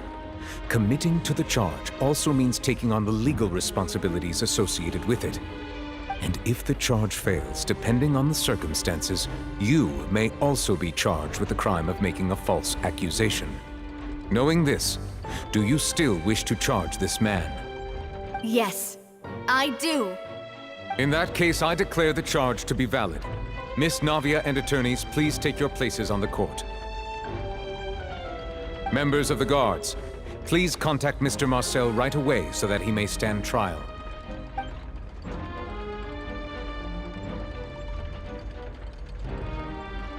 Mr. Marcel, you will not require an attorney. Is that correct? Apologies. It all just happened so quickly. I still haven't figured out what's going on. I think an attorney won't be necessary. This is probably just a misunderstanding between me and Navia. Very well. In that case, since both sides have now arrived, Miss Navia, please present your charges. I would like to take everyone back to 3 years ago, to the case of Callus the Unfaithful. Only through elucidating what really happened in that case can we connect all the dots for the serial disappearances case. Navia, do you really think that I was the one who killed your father? Come on, why would I do that? Callus was my benefactor, and remember both you and I only ran to the scene when we heard the sound of a gun. If that's enough to make me a suspect, wouldn't that make everyone at that banquet a suspect as well? I think there's no point in getting into the specifics right now. The audience doesn't even have the big picture yet.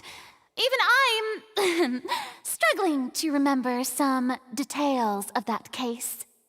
Exactly correct, Your Honor.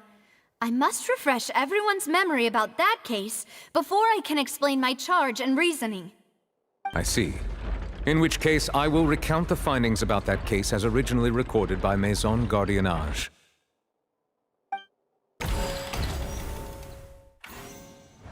On the day of the murder, Spina di Rosula hosted a large banquet in a countryside estate owned by the Confrérie of Cabrières. During the banquet, all attending guests heard 2 gunshots from the courtyard. When the guests arrived at the scene, they found the primary suspect, Callus, holding a gun, while his acquaintance, Jacques, lay dead from a gunshot wound. The guards' investigation did not recover any other firearms from the scene. As a result, they concluded that the suspect's first shot must have missed, while the second must have taken Jacques' life. The suspect did not dispute this conclusion, and also declined to defend himself in court. Instead, he chose to prove his innocence through a duel. Callus was defeated by champion duelist Clarand in the ensuing duel, and soon succumbed to the injuries. These are the known facts about the case.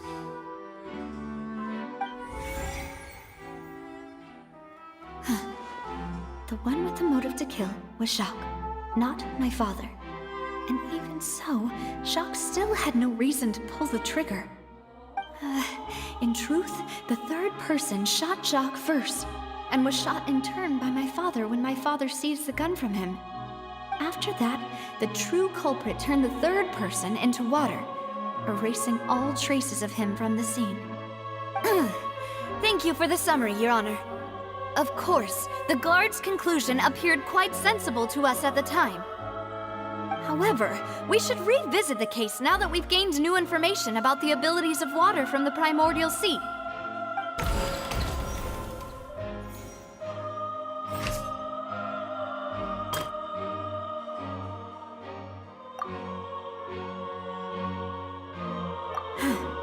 Something's not right. Let me think for a little while longer.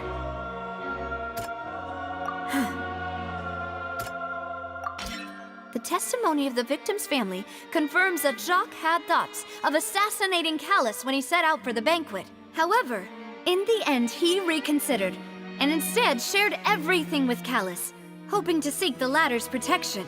Unfortunately for Jacques, the true culprit had already considered this possibility, and had sent out another assassin.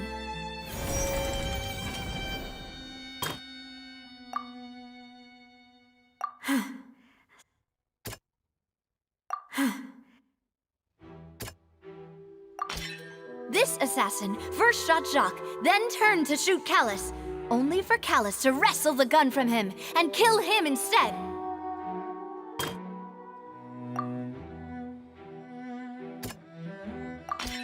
A pile of clothing was found at the scene. The guards once believed they were used by Jacques as a costume to disguise himself. But now, it is clear that the clothes were proof that there was a third person at the scene, and that they were turned into water after committing the murder. Since it was raining that day, the culprit was confident that they could use the rain to wash away all traces of their dissolved accomplice. Realizing this, the true culprit caused the hired assassin to dissolve into water, leading everyone to believe Callus was responsible for Jacques' murder. This is the true version of events.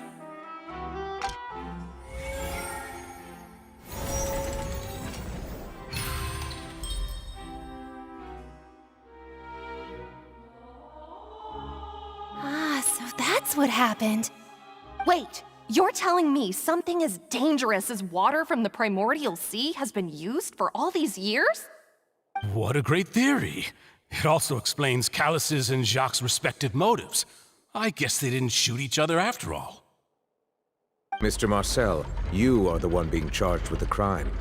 You should provide a rebuttal if you wish to prove your innocence. But I think I agree with everything Navia just said. In fact, there was nothing in her speech that directly implicated me.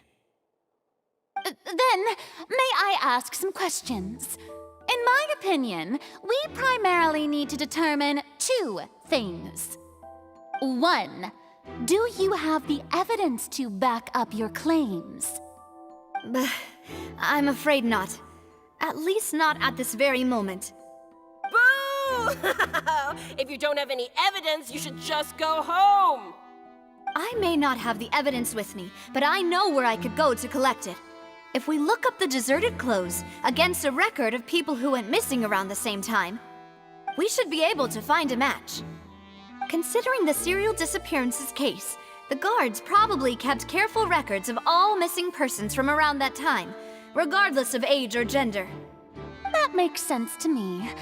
Monsieur Neuvillette, I would consider this to be a reasonable investigative direction. Why do I feel like Farina's acting a little differently today? Maybe she's scared of embarrassing herself again?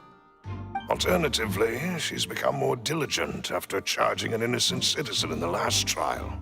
My second question has to do with the ensuing duel. If the truth is indeed as you described, then why didn't Mr. Callus explain himself in court?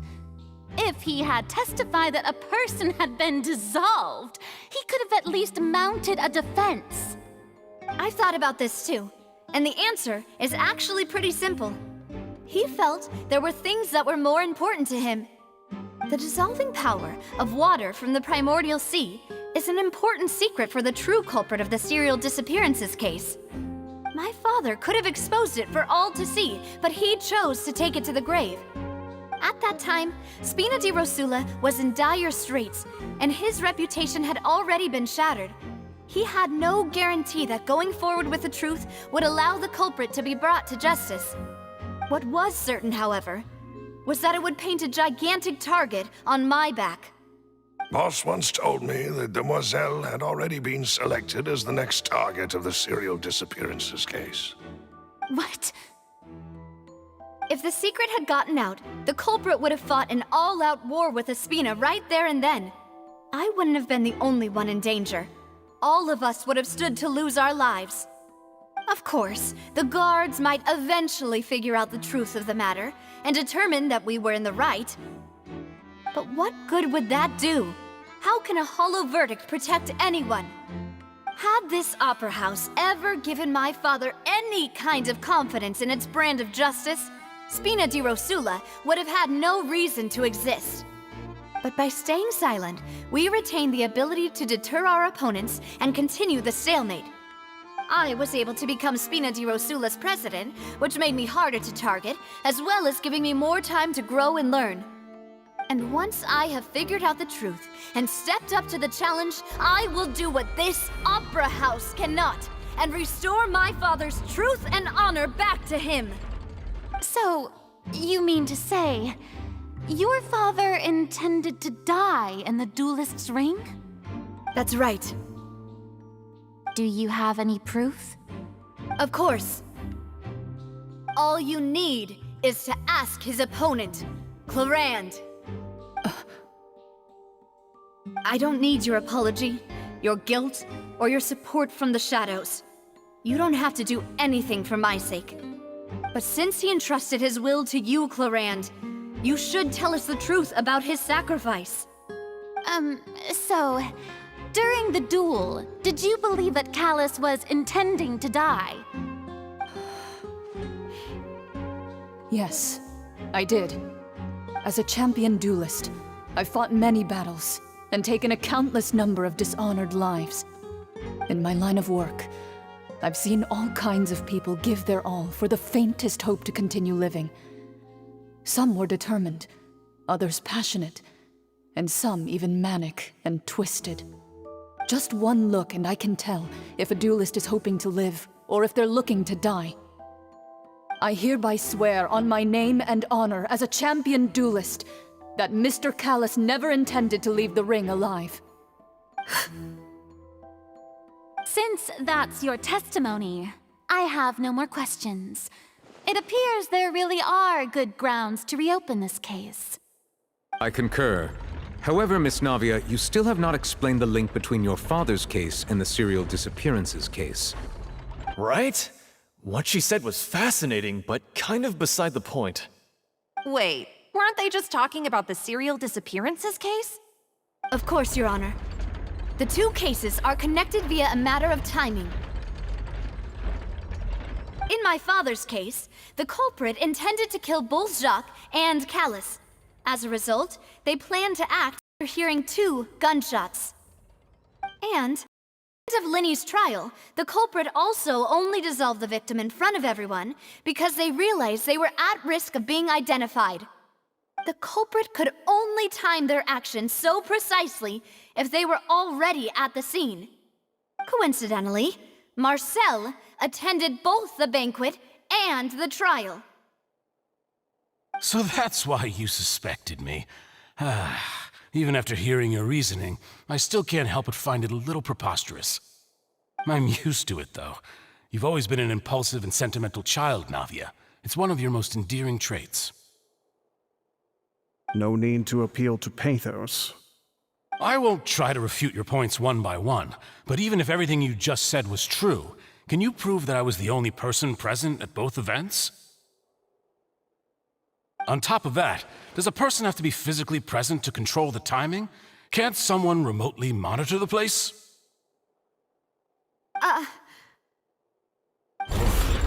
Know what she can say to that. I know that even with that, you might still think you can reduce the list of suspects with some further investigations, until I'm the only one left on the list. Alas, who won't feel at least a little hurt by an accusation of murder from a girl you see as your own daughter? But if I were to dismiss this completely, you'd also think I'm not being considerate of your feelings. Ah well, let Uncle Marcel teach you another lesson. Do you know what the biggest flaw in your reasoning is? I suppose you're gonna tell me anyways. It's timing again. I'm a businessman by trade. From that standpoint, there's no reason for me to kidnap young women. It's a high-risk action with nothing to gain. In addition, I left my home in Snezhnaya when I was young to come to Poisson and work in some trade. My business only thrived when I received Callus's patronage. But the disappearances began before I ever stepped foot in Fontaine.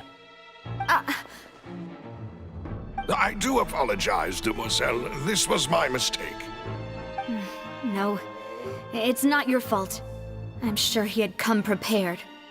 Is there anything else you'd like to say? Would you like to check the date of my first business license against the first known case of the serial disappearances? You can also take a look at my border entry records, or ask my friends and family when I left Snezhnaya for the first time. Could those records and testimonies do something to appease the unspeakable anguish in your heart? Seems like she got the wrong guy. At this rate, Navia will be convicted for falsely accusing him. I think you've done a superb job of dissecting your father's feelings as he neared the end of his life. But aren't you going against all of his wishes and expectations right now? He wished for you to become more rational, collected, and conscientious, instead of dwelling only on your own feelings. Once you've learned to be more considerate of others' feelings, and to stop rushing headlong into things, you'd have met most of his expectations. This isn't just about me, and it never has been.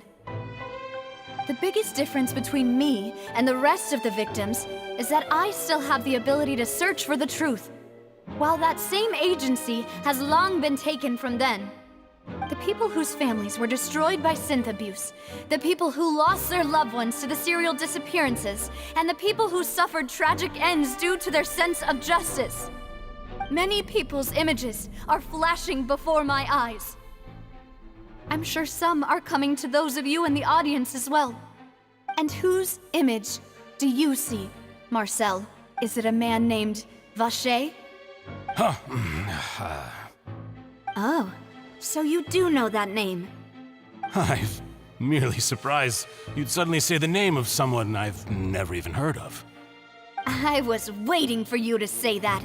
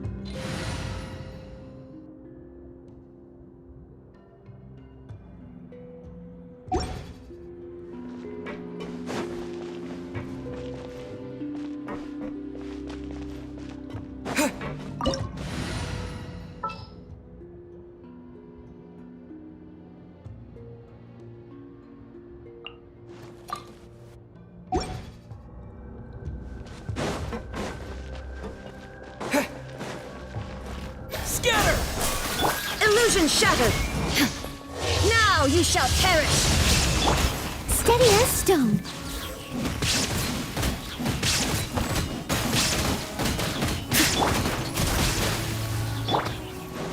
Propagate! Shine down!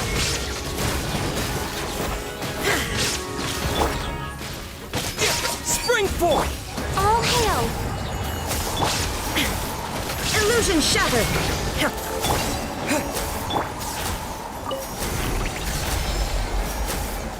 Whoa! The floor is going up! Is it because of this mechanism in the middle? That guy really prepared a lot of stuff for this place.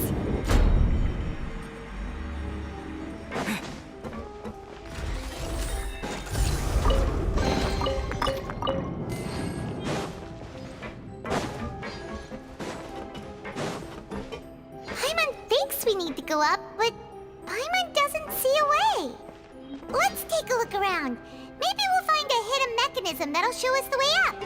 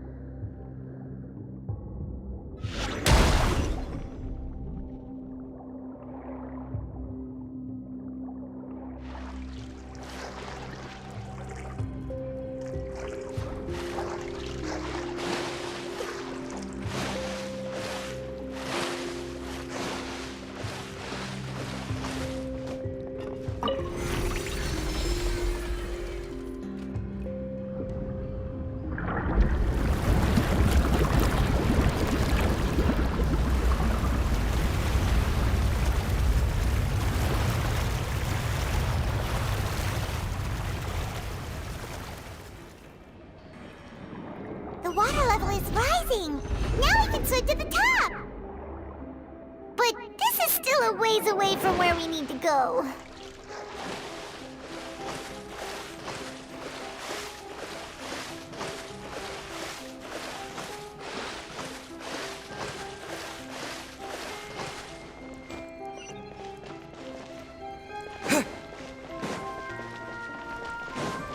Someone needs time to clean up. There is no escape! Torn to oblivion! We're way behind schedule. Illusion shattered!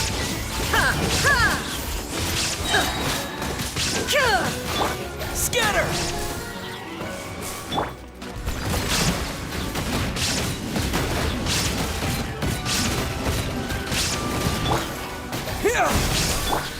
Inazuma shines eternal! Born of ice and frost. This is long overdue.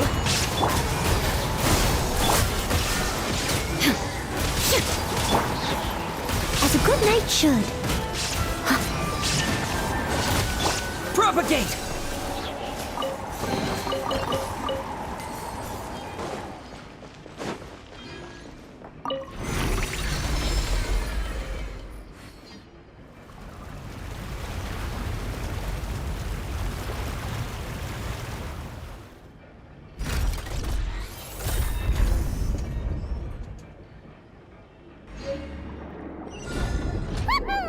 Now the path is clear! Let's go!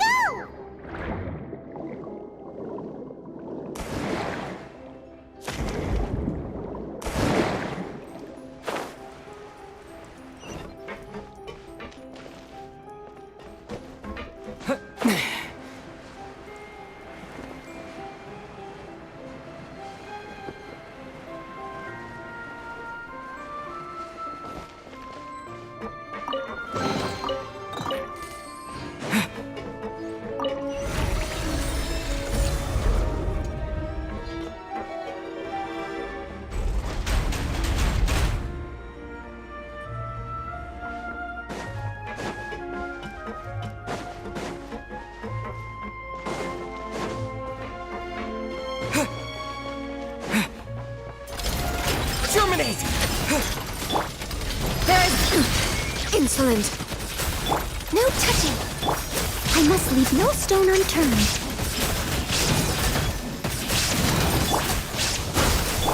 Illusion shattered!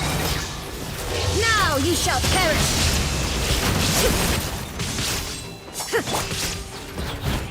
Scatter! There is no escape! Blaze over. Access denied. As a dutiful maid would.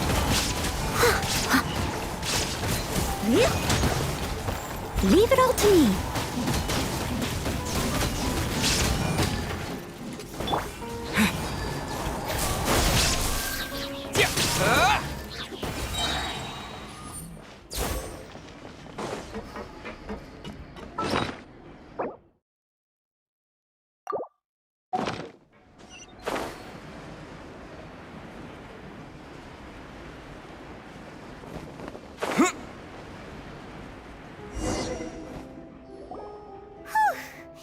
After all that, we finally made it to the innermost sanctum. Though, as expected, the mastermind isn't here. That's right. Then let's hurry up and find some evidence so we can get back to the Opera House and help Navia.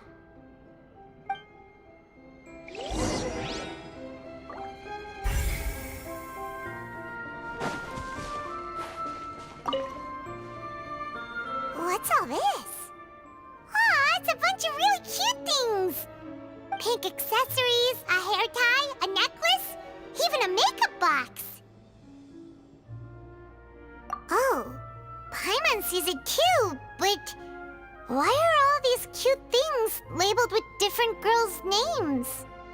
Huh? You mean the girls from the serial disappearances? They were brought here? And then they were turned into water. And all the boxes of things, these names, that means... Oh.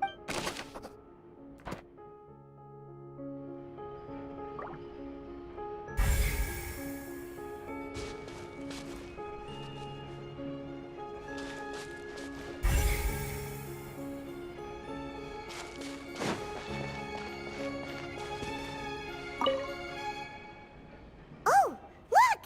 There's an important-looking basin over here, and it's full of water! That means this is where they make all the synth! And that special water is the main ingredient! If you dilute it with normal water, you'll get synth, but the pure stuff can dissolve a human! Paimon will take notes on this incriminating evidence.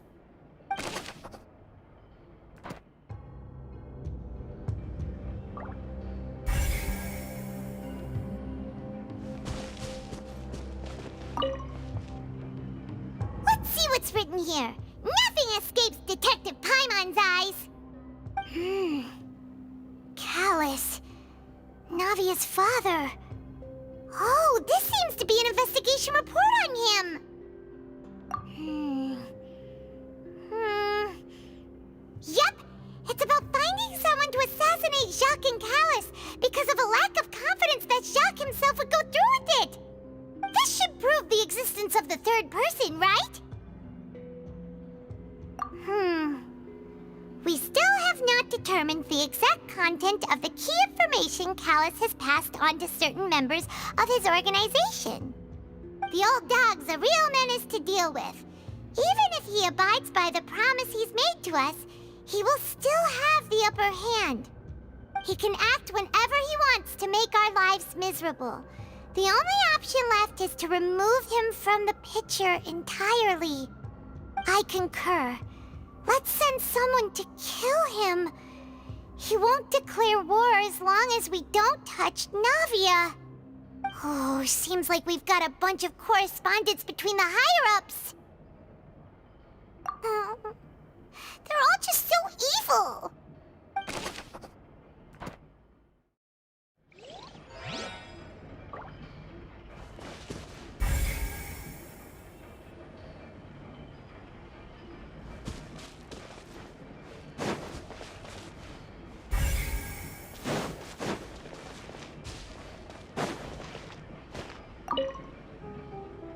What's this over here? Looks like some kind of place for research.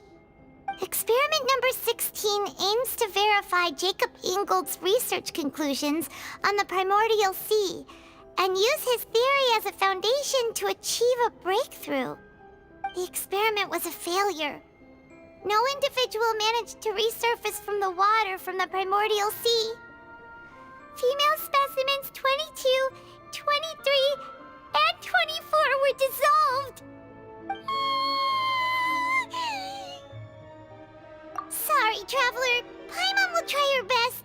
It's just that Paimon's never read something so scary before. How can someone write something that terrible in such a matter-of-fact tone? You read the rest. Paimon's too scared to keep going. So that's why he did all of these experiments. Wait, did he really think he'd be able to find a way just by dissolving people over and over? That's just insane! Huh? Isn't that the name you heard by the fountain? Paimon thought he was an eyewitness in the serial disappearances case. You mean Vacher is the one who did all of these... experiments? So that's it!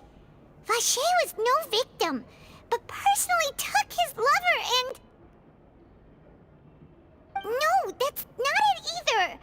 If that's the case, why would he want people to resurface from the water? In any case, Paimon will write it all down.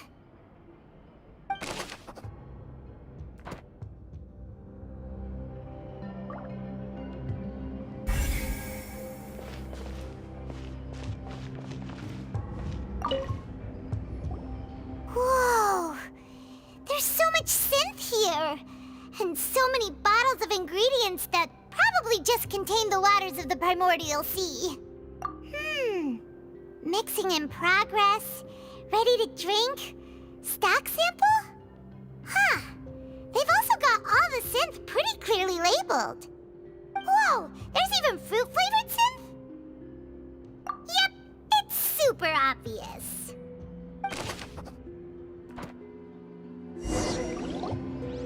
We've looked at almost everything here, and it seems like our theories were spot on.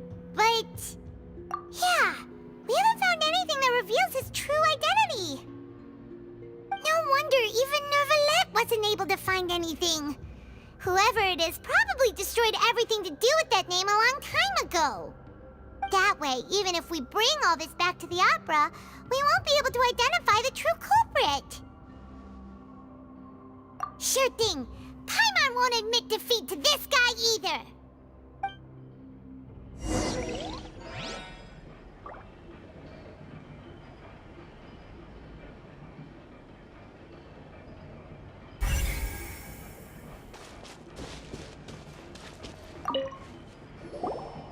You take that side and Paimon will take this side.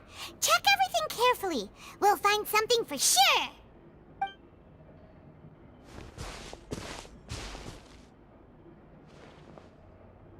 Ugh.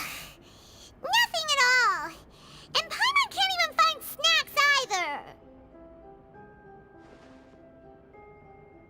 Whoa, really? Let Paimon see. Vinier.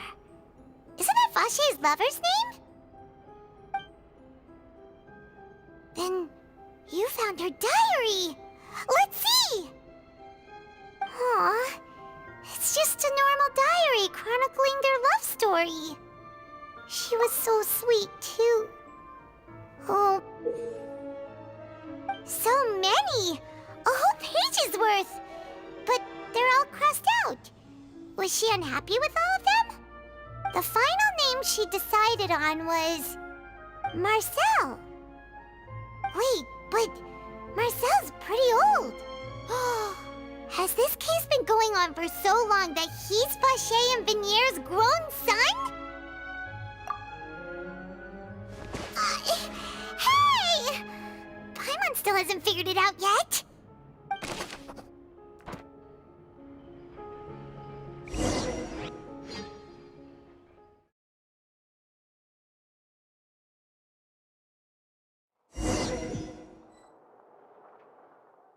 And whose image do you see, Marcel? Is it a man named Vache? Oh, so you... I'm merely surprised. I was wait... Navia! We're back! As expected of my partner. I just knew you'd return in the nick of time. Just how often do you intend to flout the rules of this court? It's all right, Monsieur Neuvillette. Given their confidence, I expect they've found the crucial evidence.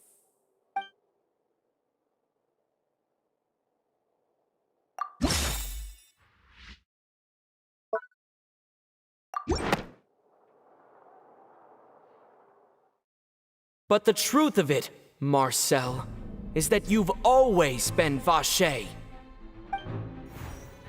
Huh?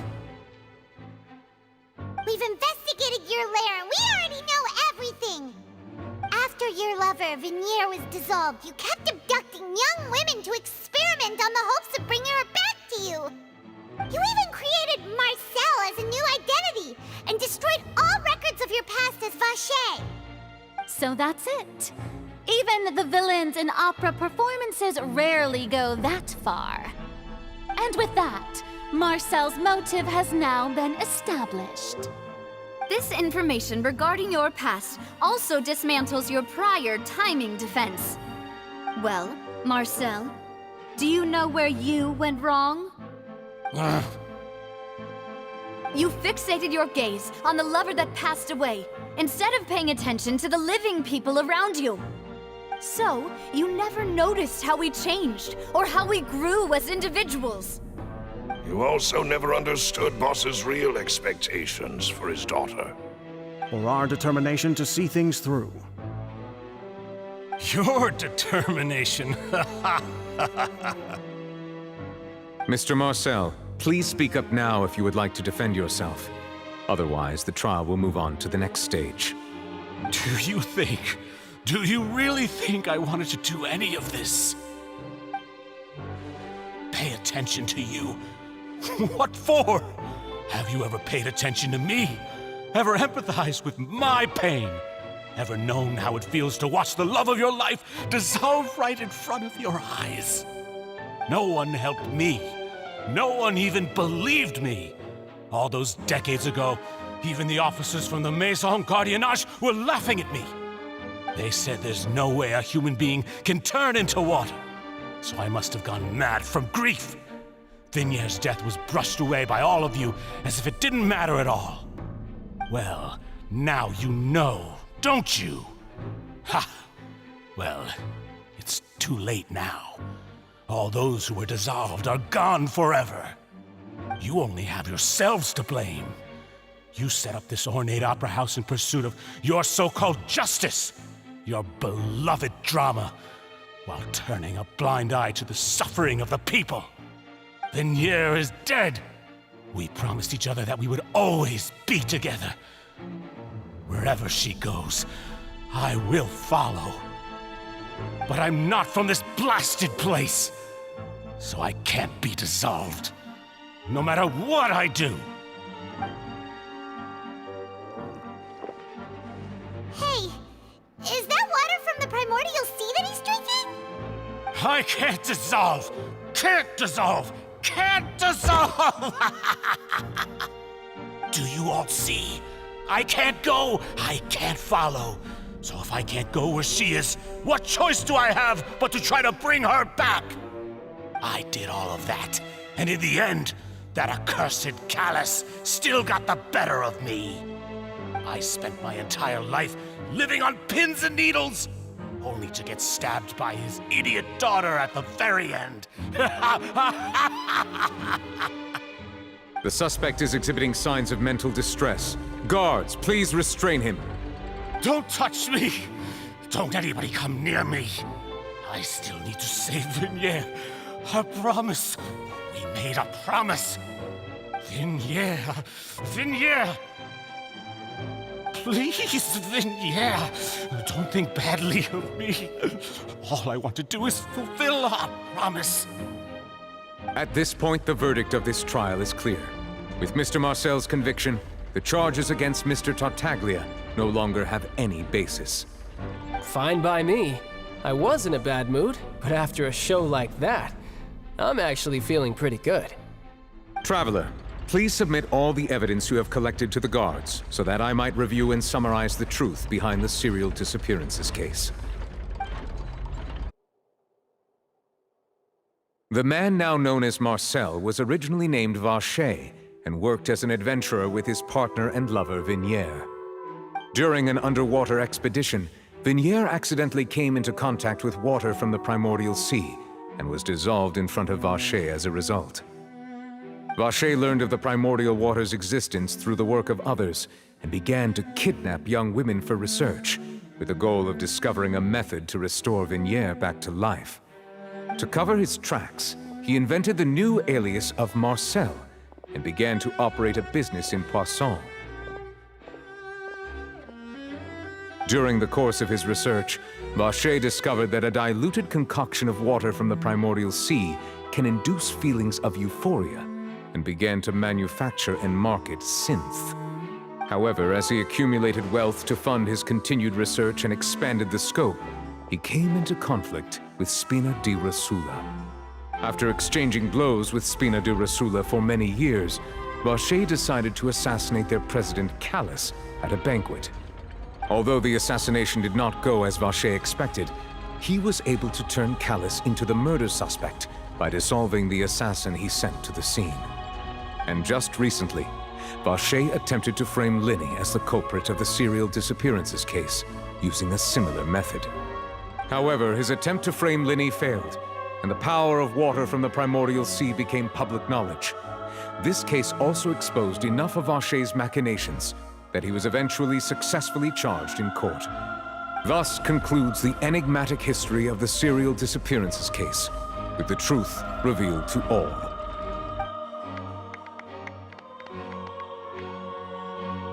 The Oratrice will now deliver the final verdict regarding the charges against Mr. Vacher.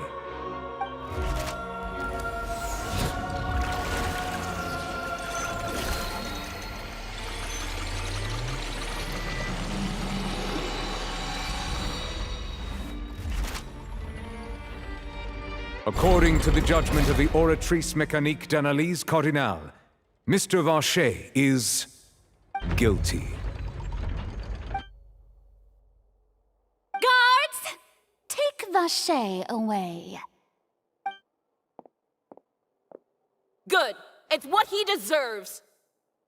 With that, the serial disappearances case is over now. We really just witnessed history. Who would have thought the true culprit would be such a polite and well-spoken guy? Yippee! We helped Navia bring the bad guy to justice! He's hurt so many innocent people and now he's finally getting what he deserves! Huh? Are you okay? Demoiselle, you were absolutely brilliant. The day our late boss had always hoped for has finally come. You can rest easy now, knowing justice has been served. Yeah. It's finally over. It's all thanks to you guys. And my partner. See, Papa? Spina di Rosula's still doing well with me at the helm. Well now, hasn't this been a most delicious piece of drama? The villain has been caught, justice has been served, past wrongs have been righted, and it's a big ol' happy ending. Since it's been such a great show, I'll just let the false accusations against me slide. Either way, I've still got some business to attend to. So, if you'll excuse me... Please wait just one moment, Mr. Tartaglia. What now? None of this has anything to do with me. According to court protocol, since this trial was initiated due to a charge against you, a verdict must also be made regarding the initial charge before the trial can conclude. Oh, come on. Is this really necessary? Haven't you already caught the real criminal?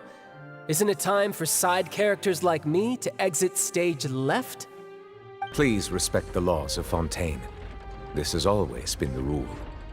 All right, but this sure is a lot of hassle. All I need to do is stand over there, right? Let's just get this over with. Through evidence presented in the public trial that was just held, it has been established that Mr. Tartaglia has no direct connection to the serial disappearances case. The guilty party has been identified, and thus it is logical to suppose Mr. Tartaglia is innocent of the charges. We now turn to the Oratrice Mécanique d'Analyse Cardinale to render the final verdict on the charges.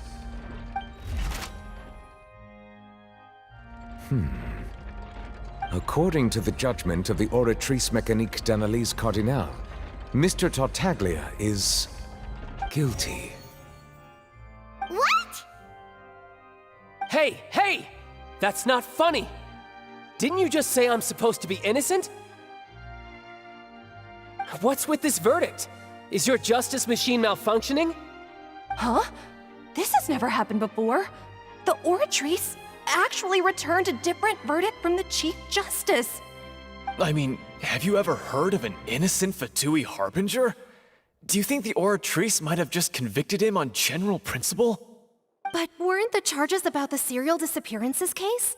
No matter what else he's guilty of, it shouldn't affect the verdict in this case, right? The judgment of the Oratrice Mécanique d'Analyse Cardinale is, by law, the final verdict of the court. We must accept the guilty verdict. Guards, please take the suspect into custody per court protocol.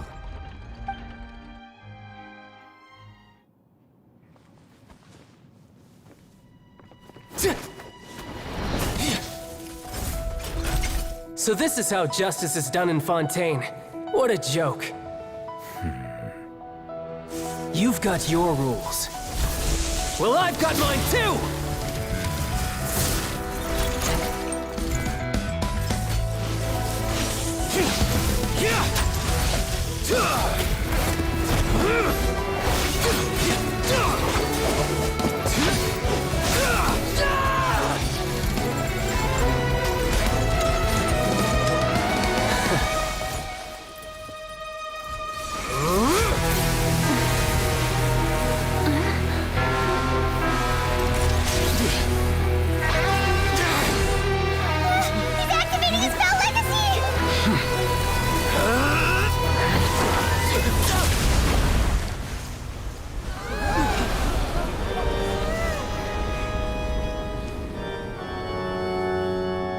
I am sorry. If you have been wronged, we will find the truth.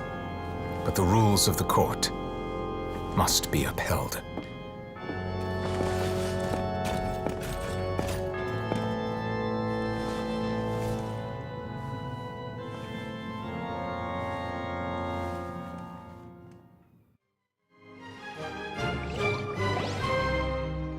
Hey, Monsieur Novelette, what's going on? Shouldn't they have been cleared already? Apologies. This is also the first time I've encountered such a situation. However, according to the rules established at the conception of Fontaine's court system, the Oratrice's judgment is the final verdict of the court. All I do is follow court procedure. As for why the Oratrice arrived at the conclusion it did, you should probably ask someone more knowledgeable than me. Why are you looking at me? I had nothing to do with it! I don't know what happened there either! Hey, stop staring at me! What does Lady Farina mean by that? She says she has no idea either, but that's impossible. Didn't she create the Oratrice herself? Yeah, so are the verdicts reliable or not? Can results like this really be called justice?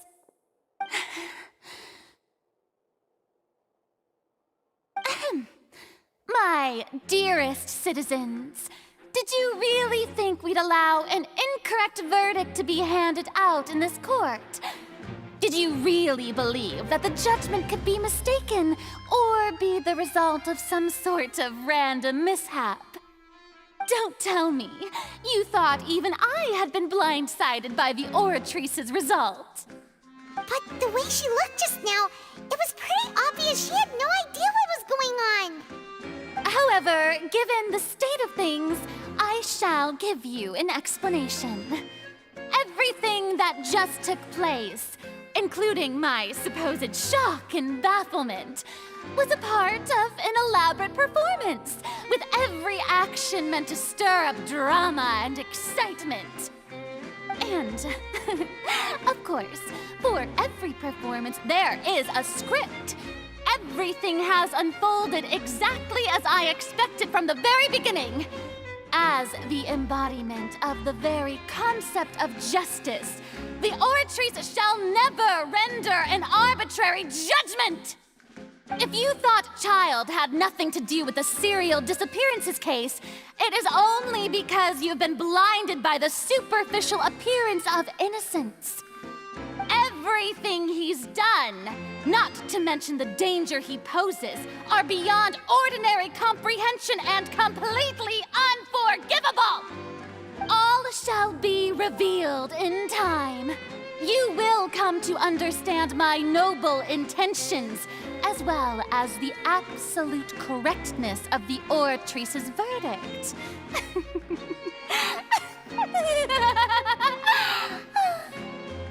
Now, having said that, although I hate to leave things hanging in suspense, it is now time for this performance to end. As the lead actress, I shall be the first to take my leave.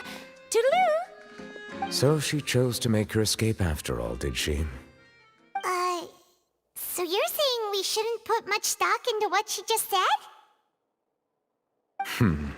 She probably just put on that performance to save face. As for the truth, it's unlikely that she actually has any idea. However, please be assured that I will continue to investigate this case in a personal capacity. Just as I promised, if the judgment has been incorrect, we will do our utmost to clear his name. All right. Even though we feel pretty badly for him, we'll take your word for it for now. After all, he's done plenty of bad stuff, so he should have known he'd go to prison someday, right?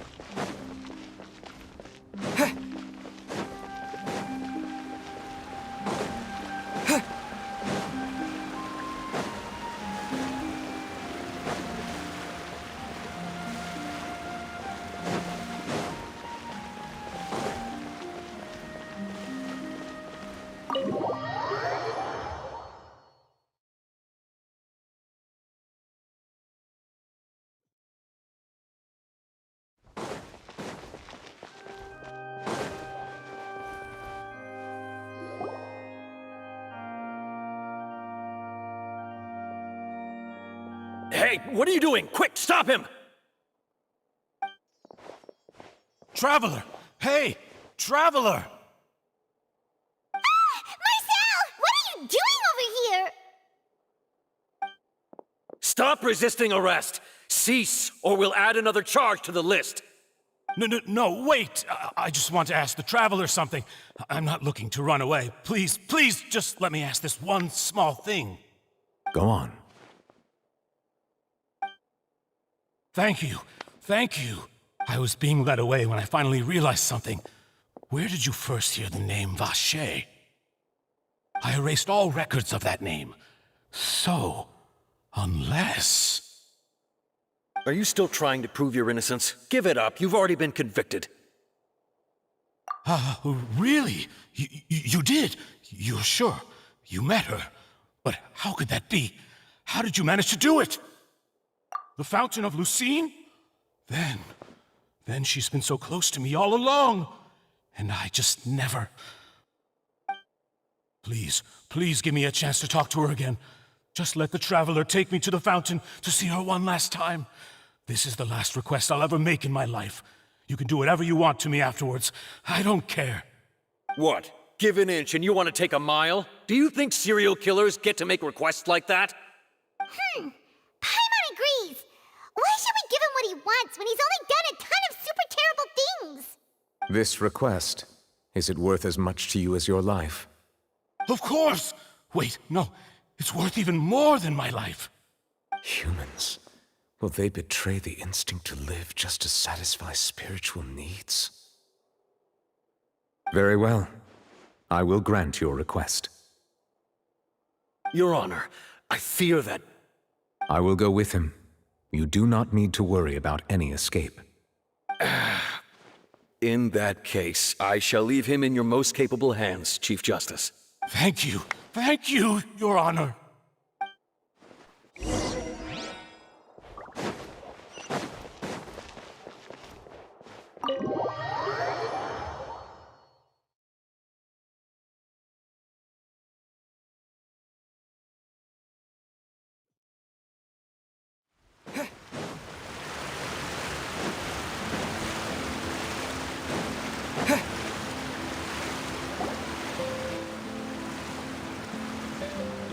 Is this the place?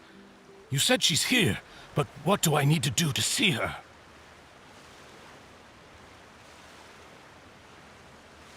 Yeah, and even Paimon could hear her after drinking that thing. Didn't you just drink a lot of it on the stage as well? Oh, it... Vacher! Ah! Yes, that's it! So you heard it too! Vignier, it's me! It's me, Vacher! Vacher? Vacher! I'm here! Where are you, Vignier? I'm coming for you. I'm finally here for you. Hey, wait! Be careful! Hey, wait!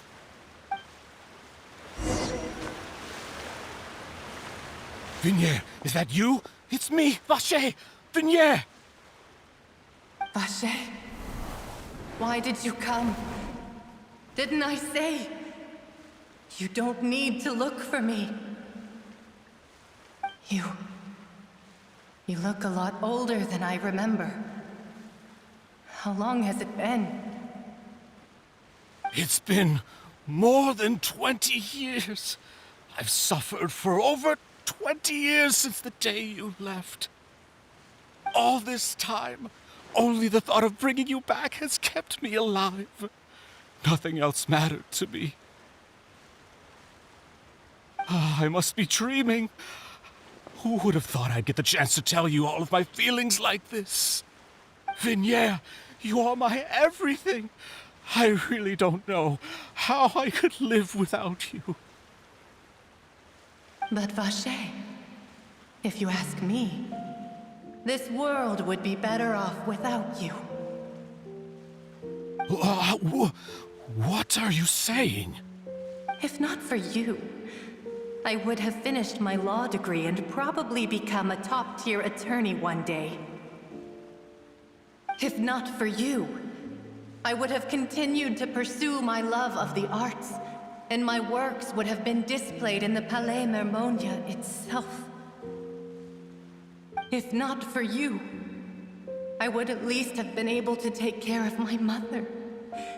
And she would not have grown old and died alone, with nothing but the tears on her cheeks. It's all because of your selfishness, Vache. It's all because of you. You... Wait, you are not Vignier. Who are you? You're right. I am not Vignier. I am the sacrifices. Every woman who died by your hand, as our bodies dissolved, our consciousnesses flowed back to the primordial sea. Our thoughts circulated endlessly within the primordial sea, and we were no longer individuals, but we became one, just as streams of water come together in the sea. I'm Cressy. I'm Lemony. I'm Azine. The only one I am not is Vignier.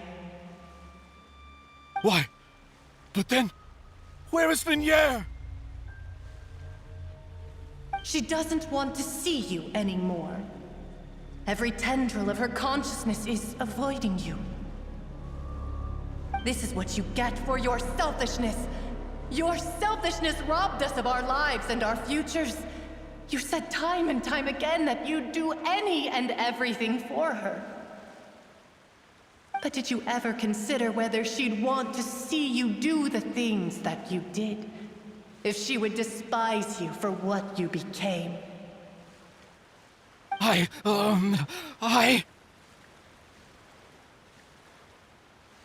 You are a liar, a heartless murderer, and a cowardly narcissist. The only thing you are not is Vignier's beloved. From the moment your first victim died and her consciousness merged with Vignier's, she has had nothing but pure hatred for you.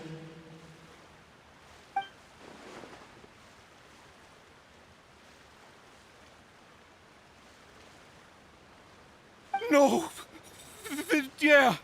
She can't hate me. Let me see her. Please, have mercy. You still don't understand. When I said don't look for me, that came from the real Vignier. She really doesn't want to see you anymore. But on top of that, she also said that because it's her final drop of pity for you. She said that because she knew that if you did come here, we will show no mercy to you. Vache. Vache? Vache. Vache. Vache. Vache. Drown.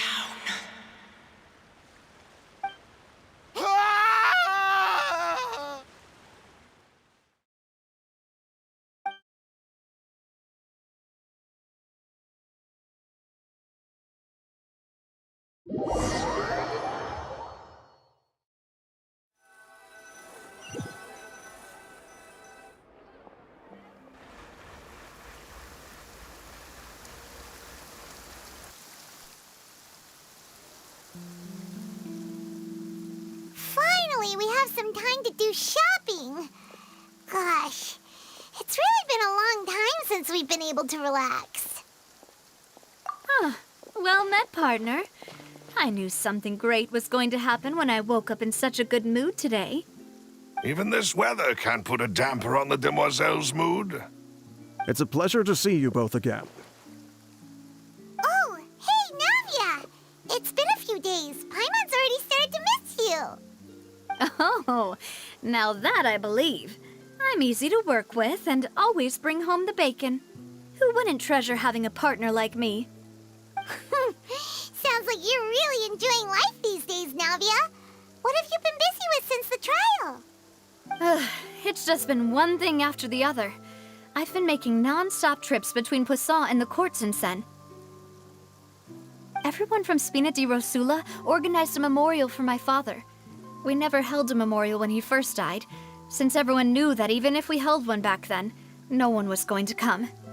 This time, though, everyone in Poisson, and even many people from the court, all attended. So his name's definitely been cleared now. That's what we like to hear. It's been the dearest wish of Demoiselle all along. That blasted stubborn fool. I was right to put my faith in him. I'm so glad I didn't give up on the case all those years ago. Oh, by the way, I ran into Charlotte just after I left the memorial service. Well, maybe it'd be more accurate to say I knew she would be there, and there was no way she'd just let me go. Huh? So you know Charlotte too? The Charlotte? Journalist from the Steambird? Yeah, way back when I first became the president of the Spina di Rosula, she was all over me. Wouldn't take no for an answer. I believe the story was called The True Heart of Darkness, Secret Tales of the Yellow Rose. To be fair, though, it was a really flattering feature. So, we've been on pretty good terms ever since. She was trying to lean on our friendship to get me to do an exclusive piece on the serial disappearances case. Oh yeah, she told us about that. She's always been super interested in that case, so now her wish has finally come true too. Anyway, I told her to make sure that when she writes about you guys entering the opera house with the critical evidence, that you both sound really cool. Now that's another thing to look forward to. We trust Charlotte's skills with a pen for sure. Oh, and in other news, I also took Clarand out for a meal. Oh, are you two on better terms now? While you were investigating Vaché's headquarters, Clarand gave testimony on my father's behalf. It was thanks to her that we were able to turn the tide. I wanted to thank her. I mean, there's also no point in being awkward all the time, so we took the chance to reconcile with each other. Oh, that's great. Paimon also thought Clarand wasn't actually a bad person. It's always good to have more friends. Anyway, now that the case has finally been solved, perhaps it will slowly begin to fade from the public consciousness. Oh, actually, there's still one last thing I need to do. What is it? I should pay a visit to my father's grave and tell him the truth of what happened, as well as how it all ended. And on top of that, just how much people still look up to him to this day. That includes me, too. Miss Navia. Indeed. We want to go too! We also think Callus is a really admirable person. Sure thing. I'd like you two to share the moment with me. After all, without you, there might not have been such a positive ending. Then in that case, everyone, let's be off. Considering the recent weather, we'll be lucky if we can reach Poisson before dark. Yeah, you're right. It's been raining non-stop for a few days now.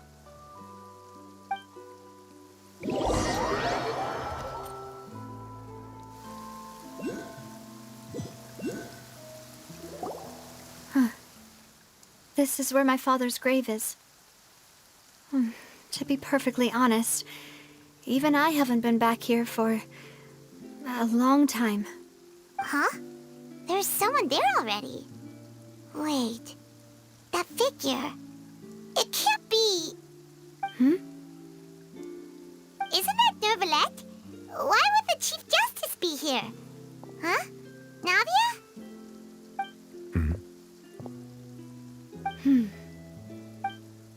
My apologies. I should have asked before coming to pay my respects. Don't say that. Sorry about that. Oh, I was trying to say there's no need for you to apologize. I wanted to show my father how much I've grown, but still, I doubt I've grown to the point that even the Chief Justice would feel compelled to apologize to me over and over. In that case, I will stop apologizing for now. You really could use some pointers on understanding human emotions, Monsieur Neuvillette. In any case, why did you come to Poisson? Well, ever since that day, I've been turning a question over and over in my head. Just what is justice, anyway? There was once a time when I didn't want to believe that there could be anything more important to humans than life itself. Oh, rather than that, it's probably more truthful to say I didn't believe humans were capable of resisting the most basic instinct of living things. That they could rebel against their own nature, or consider certain things to be more important than their own lives. Which is also why I didn't stop your father from beginning that fateful duel. I believed that a truly innocent man would never throw away his life like that. That there was nothing, should have been nothing more important than one's own continued survival. But Mr. Callis proved me utterly and decisively wrong. If not for his sacrifice, the serial disappearances case would have remained unsolved to this day. Mr. Callis made the choice he did for his daughter, for his associates, and for many people completely unrelated to him. And in the end, from a certain perspective, one could say that he did it all for the sake of justice. A justice that's higher than life itself. So, you asked me why I came here. I just wanted to say my apologies to Mr. Callis in person. I should have noticed all of this much sooner. This regret has filled me with a sadness that has haunted me for days. That high and mighty chair in the Opera Epiclese indeed insulates one from many important things. Spina di Rosula, thank you so much for your hard work and perseverance.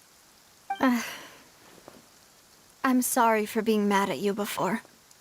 So, you're actually one of those types that's cold on the outside, but pretty thoughtful on the inside, huh? That reminds me of Silver, one of my guys. Sorry about that. Self-expression is not one of my strong suits. Didn't I just say you don't need to apologize? Ah, so Navia and Neuvillette seem to have made their peace as well. Let's not disturb them for now. We can wait till after they're done.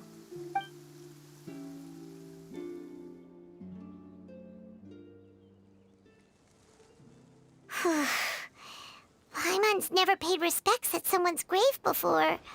Did Paimon do anything rude there? Huh? Oh, Paimon didn't know that was a thing. But Paimon doesn't know what she would do if she can't fly. Oh no. Paimon hopes Miss Navia won't be too mad. Anyway, Neuvillette is still standing around there. It's not often that we can catch him alone like this, so why don't we go talk to him for a bit?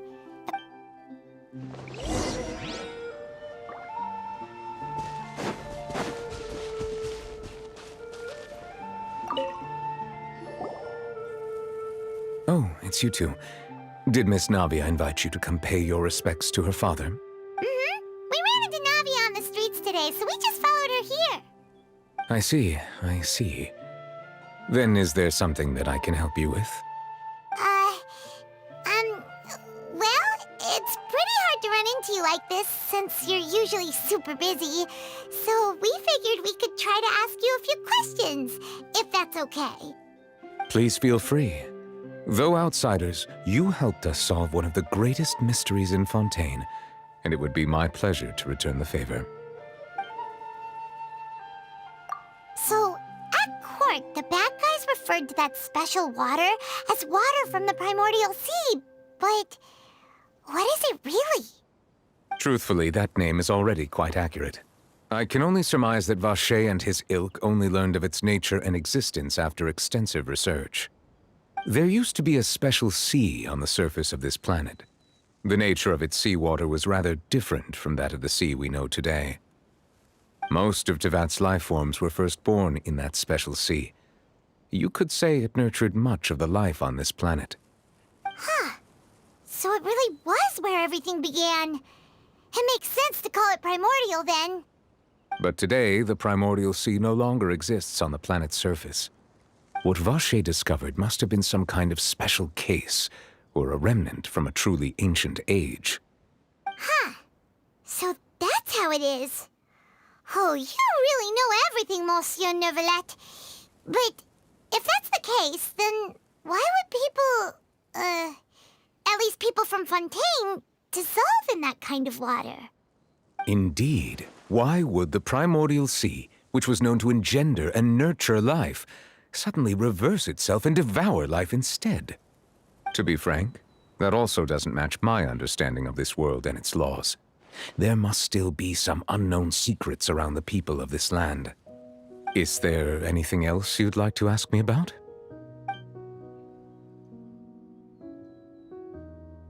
That the sea levels will rise and everyone will be dissolved in water, leaving Farina crying alone on her throne, but the sins of the people will be finally washed away for good. Does that appropriately summarize the version you've heard? That's right! It was Linny that told us back then. And that about covers all the main points. Yes, up to the present, I think we reached a point where we have no choice but to confront this prophecy directly. Rumors have it that this prophecy is rooted in the last words the former Hydro Archon left to the world before she passed away. A prophecy? Of the former Hydro Archon? Wow. This is the first time that we've ever heard of it. 2 parts of the prophecy have already proven correct. The rising sea levels and the ability of the people of Fontaine to be dissolved. We should be more vigilant and stay on the watch for further signs. Speaking of the prophecy, Farina has also always taken it quite seriously. Indeed, she has been collecting information and intelligence from across Tevat for this purpose. If the rumors were true, then perhaps this prophecy is the conundrum left to Farina by her predecessor. But with Farina being the way she is, can we really trust her to solve it? Is there anything else you'd like to ask me about? My apologies. My investigation has still not reached its conclusion. However, I still believe the judgment of the Oratrice was not rendered arbitrarily. But you also said you thought he was innocent. For many years, I have been quite aware that the Oratrice does not simply mechanically repeat the verdict that I give on each case. As a divinely created mechanism, the people's unified faith in the concept of justice is integrated into it. Not only can it produce the incredible power of indemnitium, but it likely also possesses other traits, such as self-awareness. Which is all to say, I have been prepared for a situation like this for a long time. Huh. So when Linny told us that he heard a human voice from the room where the Oratrice's core is stored... I was not aware such a thing had occurred. Perhaps that could serve to prove my conjecture. I will add that to the list of items to investigate. In any case, I am inclined to believe that the Oratrice does have a methodology all its own. We just do not have enough information. Based on Farina's reaction, I doubt even she had any idea what was going on. She managed to bluff her way through it, though, with her time-tested twin tricks of bravado and drama. While we do intend to get to the bottom of this, for now, we regret to say that the Fatui Harbinger will just have to bide his time in the fortress of Meripede. If we did incorrectly convict him of crimes he did not commit, we will most certainly compensate him to the fullest extent allowed by the law. If you ask Paimon, the only compensation he'll want is a no-holds-barred fight with you. Is there anything else you'd like? Your sibling, another blonde-haired traveler. I'm sorry, but I've never seen anyone who matches that description. If she ever stepped foot in Fontaine, I'm sure she followed our laws to the letter, and had no reason to appear on the stage of the opera Epiclese. Is there anything else you'd like to ask me about? Very well. It was my honor to provide you with what answers I could. I very much enjoyed conversing with you. It will soon be time for me to leave this blissful tranquility behind and return to Palais Memornia. You really are super busy, Monsieur Neuvillette. Paimon thought you only came here to pay your respects today because you had the day off. Crime and villainy do not have the day off. and so justice must work around the clock as well. This is merely the nature of a justice's work. All right, you've got a point. Huh? Paimon just noticed that the rain has stopped.